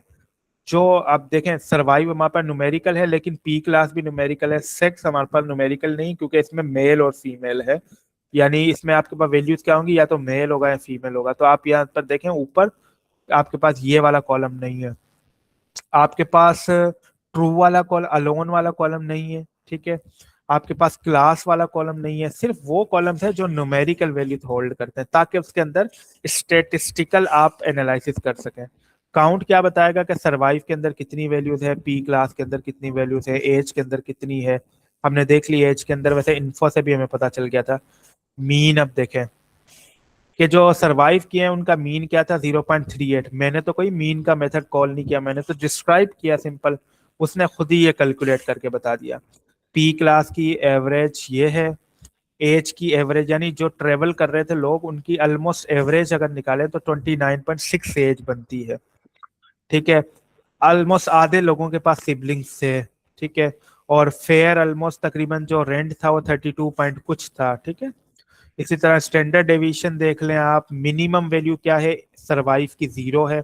और अगर सरवाइव की मैक्सिमम वैल्यू में देखूं कहाँ पर, ये रही, मैक्सिमम क्या है, 1 है। हमने देखा क्योंकि सरवाइव के अंदर या तो 0 आ रहा है या 1 आ रहा है, तो मिनिमम और मैक्सिमम ये शो कर रही है। अगर मैं बात करूं पी क्लास या एज की बात करते हैं हम, एज की मिनिमम वैल्यू क्या है, 42। ये परसेंटेज में लिखा हुआ, आप इसको मल्टीप्लाई कर लें, ठीक है। 42 0.42, ओके। और उसके बाद आपके पास मैक्सिमम एज क्या है, ये कम्युलेटिव आपको बता रहा है, इसको हम डिटेल में जब पढ़ेंगे तो फिर मैं आपको बताऊंगा कि किस तरह कैलकुलेट करता है। और मैक्सिमम जो वो बता रहा है वो 80 बता रहा है, हम इसको वेरीफाई भी करेंगे बाद में, ठीक है। तो इस तरह से आपके पास 25% ऑफ द वैल्यूज क्या थी आपके पास, वो सारे कॉलम्स की बता रहा है। 50 वैल्यूज क्या थी, 50% ऑफ द वैल्यूज क्या थी वो आपके पास बता रहा है, 75 क्या थी वो आपके पास बता रहा है। अब आपका ये टास्क है, आप लोग ये देखिएगा कि डिस्क्राइब में जो चीजें आपके पास आ रही हैं, ये जो स्टेटिस्टिक्स आ रही हैं, इनको किस तरह से एनालाइज किया जाता है और इनसे क्या एनालिसिस आप निकाल सकते हैं। कुछ मैंने आपको बता दिया कि काउंट आपको ये बताता है कि कितनी रोज हैं या कितनी वैल्यूज हैं, मीन आपको एवरेज बताता है, मिनिमम आपको बता दिया कि मिनिमम वैल्यू बताता है, मैक्सिमम मैक्सिमम वैल्यू, 75% क्या बताता है कि एक वैल्यू है सरवाइव, उसके अंदर जितनी भी वैल्यू है उसका 75% हिस्सा क्या है। फिर 50 आपको बताएगा 50% हिस्सा उसका क्या है, 25% हिस्सा क्या है, तो सो ऑन एंड सो फार। आपको ये डिटेल आप यहाँ से पढ़ लीजिएगा, ठीक है। तो क्वार्टाइल वैल्यू आपको बताता है, आगे चल के जब हम रियल डेटा सेट के साथ और काम करेंगे तो हमें ये भी पता चलेगा कि क्वार्टाइल मेथड जो है उससे हमें क्या क्या फायदे होते हैं आउटलायर को रिमूव करने में। ये जब हम आगे चीजें पढ़ेंगे तो और इसको हम आसानी से समझ सकेंगे, ठीक है। एक मेथड आपके पास होता है इजना डॉट सम। अगर मैं सिर्फ इजना करूं तो वो मुझे ये बताएगा कि किस कॉलम के अंदर कितनी वैल्यूज मिसिंग है, और अगर मैं आगे डॉट सम मेथड कॉल करता हूं तो आखिर में मुझे सम करके बता देगा कि कितनी वैल्यू मिसिंग है। वो इन्फो में क्या बता रहा था कि कितनी वैल्यू नहीं मिसिंग, इतना हमें ये बताएगा कि कितनी वैल्यू मिसिंग है सिंपली। तो जैसे मैंने टाइटेनिक यानी data frame dot Izna dot सम लिखा तो उसने मुझे हर एक कॉलम के अगेंस्ट मिसिंग वैल्यू बताई है। सरवाइव के अंदर बोल रहा है कोई भी मिसिंग वैल्यू नहीं है, पी क्लास के अंदर कोई मिसिंग वैल्यू नहीं है, दो वैल्यूज के अंदर मिसिंग वैल्यूज है, तीन या चार के सॉरी। एज के अंदर 177 यानी 177 वैल्यूज मिसिंग है। फिर आपके पास इम्बार्क के अंदर टू वैल्यू मिसिंग है। फिर आपके पास डेक के अंदर 688 वैल्यू मिसिंग है, इम्बार्क टाउन के अंदर टू वैल्यू मिसिंग है, सो ऑन एंड सो फॉर, ठीक है। वही इन्फो वाला इसने अपोजिट काम हमें करके दिया। इन्फो में हमें ये पता चल रहा था कितनी नॉट नल वैल्यूज हैं, इसमें हमें ये पता चल रहा है कितनी नल वैल्यूज हैं, ठीक है। फिर आप किसी एक पर्टिकुलर डेटा सेट को सिलेक्ट भी कर सकते हैं, किसी कॉलम को, किसी दो कॉलम से आप एक छोटा डेटा फ्रेम भी बना सकते हैं, वही कॉन्सेप्ट जो हमने ऊपर किए थे। अब मैं एज अगर देखना चाह रहा हूं तो मैं टाइटेनिक के अंदर से एज सारी इसके अंदर प्रिंट करवा लूंगा और एज की टाइप प्रिंट करवा सकता हूँ और एज की शुरू की 5 वैल्यूज को शो करवा सकता हूँ। जैसे मैं इसको एग्जीक्यूट करूंगा तो सबसे पहले उसने मुझे क्या बताया, उसकी टाइप, टाइप क्या है एज की, जो कि बेसिकली क्या है, सीरीज है, डेटा फ्रेम है हमारे पास एज कॉलम। क्योंकि जब मैंने आपको क्या कहा, एक डेटा फ्रेम के अंदर अगर एक कॉलम को आप देखें तो वो सीरीज होती है जो कि हमने पढ़ी। तो यहाँ पर देखें अगर मैं टाइप ऑफ एज कर रहा हूँ तो मुझे बता रहा है पांडास डॉट सीरीज है वो, दैट इज करेक्ट। फिर मैंने हेड लिखा तो उसने मुझे शुरू की 5 वैल्यूज दिखा दी एज की सिर्फ, ठीक है। अगर मैं यहाँ 10 लिखूंगा तो मुझे शुरू की 10 वैल्यूज वो दिखा देगा। फिर आपको मैंने कहा कि आप इस डेटा फ्रेम के अंदर एक छोटा डेटा फ्रेम भी बना सकते हैं पूरे बड़े डेटा से। मैंने क्या किया, टाइटेनिक के अंदर डबल स्क्वायर ब्रैकेट दी, आपको याद होगा डबल स्क्वायर ब्रैकेट देते हैं अगर हम छोटा डेटा फ्रेम बना रहे होते हैं एक डेटा फ्रेम के अंदर से। तो मैंने उसके अंदर 3 कॉलम चूज किए, एज, फेयर एंड सर्वाइव, और उसकी 5 वैल्यूज आपको शो करवा दी है ताकि आपको पता चले कि 5 वैल्यूज जब हम कंबाइन कर रहे हैं तो किस तरह रिजल्ट आ रहा है। देखें अब बड़े डेटा सेट में से एक छोटा डेटा सेट हमने यहाँ पर प्रिंट करवा लिया, आप इसको किसी वेरिएबल के अंदर असाइन भी कर सकते हैं, ठीक है। ये हर एक डेटा, जितने भी डेटा है उसके साथ हो चुका है। हमने जस्ट हेड किया है 5 तो 5 आया, 10 करूंगा तो 10 आ जाएगा, एंड 100 करूंगा तो 100 आ जाएगा। बीच की वैल्यू उसने डॉट डॉट डॉट से शो की और 100 रो से 10 कर दी। तो मैं इसको फिलहाल के लिए 10 ही रहने देता हूँ, ठीक है। Even one column in a list give a data frame, ठीक है। ये मैं आपको पहले ही बता चुका हूं कि आपने अगर डेटा फ्रेम बनाना है, एक सिर्फ एक कॉलम का बनाना है, तो हम इंडेक्सेस एक्सेस किस तरह करते थे, सिंगल स्क्वायर ब्रैकेट से। आप सिंपली ये रूल याद रखें कि आपने डबल स्क्वायर ब्रैकेट लगाई तो आपके पास एक छोटा डेटा फ्रेम बन जाएगा, ठीक है, भले फिर वो एक कॉलम का हो या मल्टीपल कॉलम का हो। तो मैंने उसको सबसेट के अंदर डिफाइन किया और उस सबसेट को मैंने प्रिंट भी करवाया, उसकी टाइप आपको ताकि पता चले कि वो सीरीज है, और उसके साथ मैंने उसकी हेड वैल्यू 3 भी करवा दी। तो ये देखें उसका डेटा टाइप हमारे पास डेटा फ्रेम आ गया क्योंकि हमने एक छोटा डेटा फ्रेम बनाया है। हमने अभी इसको सिर्फ एक्सेस किया होता सिंगल स्क्वायर ब्रैकेट से तो वो सीरीज आती। अभी हमने एक छोटा डेटा फ्रेम बनाया है जो कि एक ही कॉलम कंटेन करता है, ठीक है। और उसका जो हमारे पास टाइप आई है, हमने जो प्रिंट करवाई थी वो डेटा फ्रेम आई है, और हेड के थ्रू हमें 3 वैल्यूज मिल गई। और मैं यहाँ पर कुछ भी ना दूं तो मेरे पास 5 वैल्यूज आ जाएंगी। तो ये सारी चीजें थी। उसके अलावा वो सारे मेथड्स जो आप उसमें करते थे नमपाई के अंदर, वो इसके अंदर भी डेटा फ्रेम के अंदर भी कर सकते हैं। जैसे आपने टाइट जिस भी कॉलम का करना है, लेट्स सपोज टाइटेनिक के अंदर एज का मैं मीन निकालना चाहता हूँ, तो डॉट मीन से आप कॉल करेंगे। अल्दो अल्दो हमने क्या किया कि ये डिस्क्राइब मेथड जो ऊपर यूज किया था, उससे हमें सारी इंफॉर्मेशन मिल गई। बट मैं इसको इंडिविजुअली भी कर सकता हूँ। Dot mean dot max method से मुझे मैक्सिमम वैल्यू मिलेगी, डॉट मिन से मुझे मिनिमम मिलेगी, मीडियन से मुझे मीडियन मिलेगा इसका, यानी स्टैंडर्ड डेविएशन या मीडियन, और सम से मुझे टोटल फेयर का सम मिल जाएगा। तो मैं जैसे इसको प्रिंट करता हूँ, तो अभी मुझे हर एक चीज प्रिंट हो गई कि अगर मैं मैक्स करता हूँ तो मेरे पास ओल्डेस्ट वैल्यू 80 है, यंगेस्ट वैल्यू 0.42 है। ठीक है। डेटा में एनोमलीज भी होती है जिसको हमें सही करना होता है। ठीक है। आप ये समझे कि इसको 42 समझ लें क्योंकि पॉइंट्स में लिखा हुआ है। फिर मीडियन ऑफ एज इज 28। ठीक है। टोटल फेयर जो है जितने भी फेयर की वैल्यू है उसके अंदर सम हमने कर दिया, तो वो टोटल फेयर हमारे पास यहाँ पर प्रिंट हो गया। फिर आप क्या कर सकते हैं, द मीन ऑफ 0 और 1 column in a percentage of its 1। ठीक है। अब आप क्या कर रहे हैं कि यहाँ पर आपने एक कॉलम लिया है सरवाइव का। ठीक है। अब उसकी भी मीन निकाल सकते हैं, जो कि हमने ऊपर देखा डिस्क्राइब मेथड आपको क्या करता था, डिस्क्राइब के थ्रू हर एक न्यूमेरिकल वैल्यू की मीन मीडियन मोड वैल्यू देता था। बट आप अगर सरवाइव रेट निकालना चाहते हैं, जिसको नॉर्मली हम मीन भी कहते हैं, तो आप क्या करेंगे, उस कॉलम का नाम देके उसके अंदर मीन का मेथड कॉल करेंगे और उसको एग्जीक्यूट करेंगे। तो वो आपको सरवाइव रेट बता रहा है, यानी एवरेज वैल्यू बता रहा है सरवाइव रेट की, कि इतने परसेंट चांसेस थे या इतने परसेंट लोग सरवाइव हुए हैं, 0.38%। ठीक है। इस तरह आप वैल्यू काउंट के मेथड से बता सकते हो कि कितनी कैटेगरीज है, यानी सेक्स के अंदर 2 वैल्यूज थी, मेल एंड फीमेल, तो मेल कितने थे और फीमेल कितने थे, ये काउंट करने के लिए आपको वैल्यू काउंट का मेथड यूज करना है। जैसे मैं इसको एग्जीक्यूट करता हूँ, तो अब देखिए मेरे पास सेक्स कॉलम के अंदर 2 वैल्यूज थी, मेल एंड फीमेल, और आगे उसके पास एक काउंट लिखा हुआ आया जो ये शो कर रहा है कि आपके डेटा सेट में 577 मेल्स थे और 314 आपके पास फीमेल थी। ठीक है। ये उसने वैल्यू काउंट से हमें बता दिया। इस तरह आप किसी भी कॉलम का वैल्यू काउंट निकाल सकते हैं, लेकिन उस कॉलम का जिस जो कैटेगरी यानी कॉलम्स न्यूमेरिकल के अलावा जो भी अल्फाबेटिकल या स्ट्रिंग कॉलम है, उनका आप ये सारी चीजें निकाल सकते हो। ठीक है। जिस तरह लेट्स सपोज हमारे पास कोई कॉलम्स, बल्कि मैं यही प्रिंट करता हूँ, कॉलम्स हमारे पास कौन से हैं, मैं यहाँ पर टाइटेनिक प्रिंट करता हूँ, और यहाँ पर हमारे पास लेट्स वो क्लास है। मैं अगर क्लास के वैल्यू काउंट निकालने जाऊं, तो मेरे पास क्या होगा कि मैंने सबसे पहले इस डेटा फ्रेम को कॉल करना है जो कि हमारा है टाइटेनिक, और इसके अंदर मुझे दे देनी है उसकी वैल्यू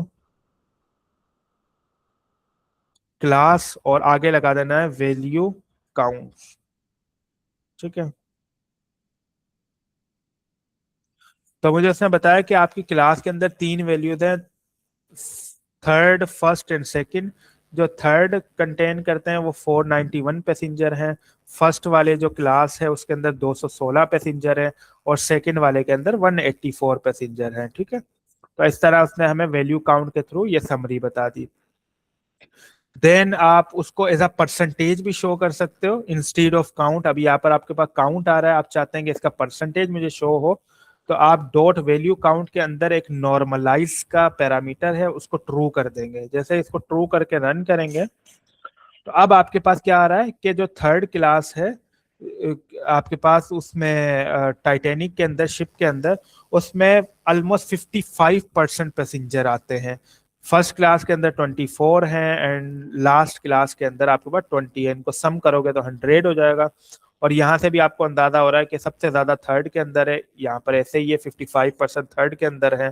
फिर आपके पास फर्स्ट के अंदर है तो 24% फर्स्ट के अंदर, एंड सेकंड के अंदर 20% है। ठीक है। इसी तरह आपके पास कुछ और मेथड्स हैं, unique and n unique. Unique क्या करता है कि किसी भी कॉलम के अंदर जितनी भी यूनिक वैल्यूज आपने जाननी है तो आप यूनिक मेथड को कॉल करोगे, ठीक है। और वो आपको ये बता देगा कि कितने यूनिक वैल्यूज हैं इम्बाग के अंदर। बट आप ये जानना चाहते हैं कि how many unique ports are there, यानी कौन कौन सी वैल्यूज हैं वो, तो आप एन यूनिक लिखोगे। एन यूनिक क्या करेगा, वो आपको वैल्यूज बता देगा, ठीक है। अब मैं इसको प्रिंट करवा के आपको दिखाता हूँ ताकि आपको रिजल्ट समझ में आए। पहले मैंने उससे पूछा कि मुझे यूनिक वैल्यूज प्रिंट करवा के दें, ठीक है। इसने स्ट्रिंग एरे क्यों मुझे प्रिंट करके दिया, ठीक है।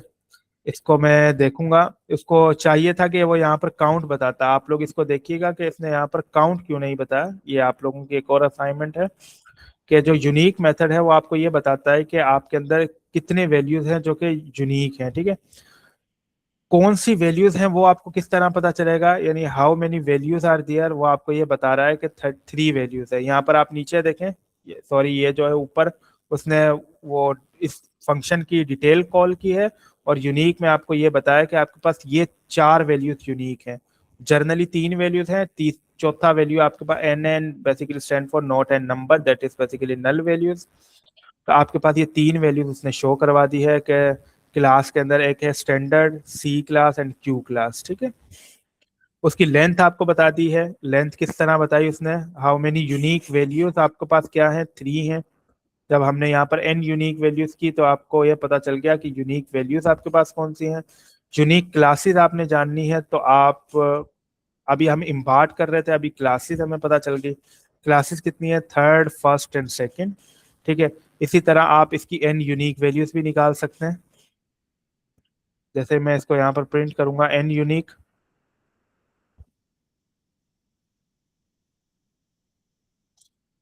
और इसको मैं एग्जीक्यूट करूंगा, तो मुझे ये पता चल जाएगा कि इसके अंदर यूनिक क्लासेस कितनी है। यहाँ पर भी 3 यूनिक क्लासेस थी, यहाँ पर भी 3 यूनिक क्लासेस हैं, ठीक है। लेकिन कहने का मकसद ये है कि यहाँ पर फर्क क्या है, फर्क ये है कि जो एन एन है वो एक यूनिक क्लास में नहीं आ रही, एन यूनिक के अंदर वो कंसीडर नहीं हो रही, यूनिक के अंदर हमें वो वैल्यू पता चल रही है। तो एन यूनिक आपको सिर्फली ये बताएगा कि कितने काउंट है और कौन कौन सी वैल्यू है, वो आपको यूनिक मेथड रिटर्न करेगा। इसको हम फर्दर कल की क्लास में देखेंगे थोड़ा और डिटेल से। अभी just to save the time मैं क्लास लेट शुरू कर पाया ड्यू टू सम इशू। आप लोगों को मैं नोटबुक वगैरह शेयर करता हूँ और असाइनमेंट के टास्क आपको शेयर करता हूँ, आप उसको प्रैक्टिस करें, ठीक है। इसको हम अगले सारे वीक्स में ऑलमोस्ट ये हमारे साथ रहेगा पांडास, तो हम इसको आहिस्ता आहिस्ता ग्रिप इस पे हासिल कर लेंगे। So don't worry about anything. So आज के लिए इतना काफ़ी है। If you have any question do let me know, otherwise I think so it's enough for today. कोई क्वेश्चन, कोई क्यूरी है हसन, हबीबा?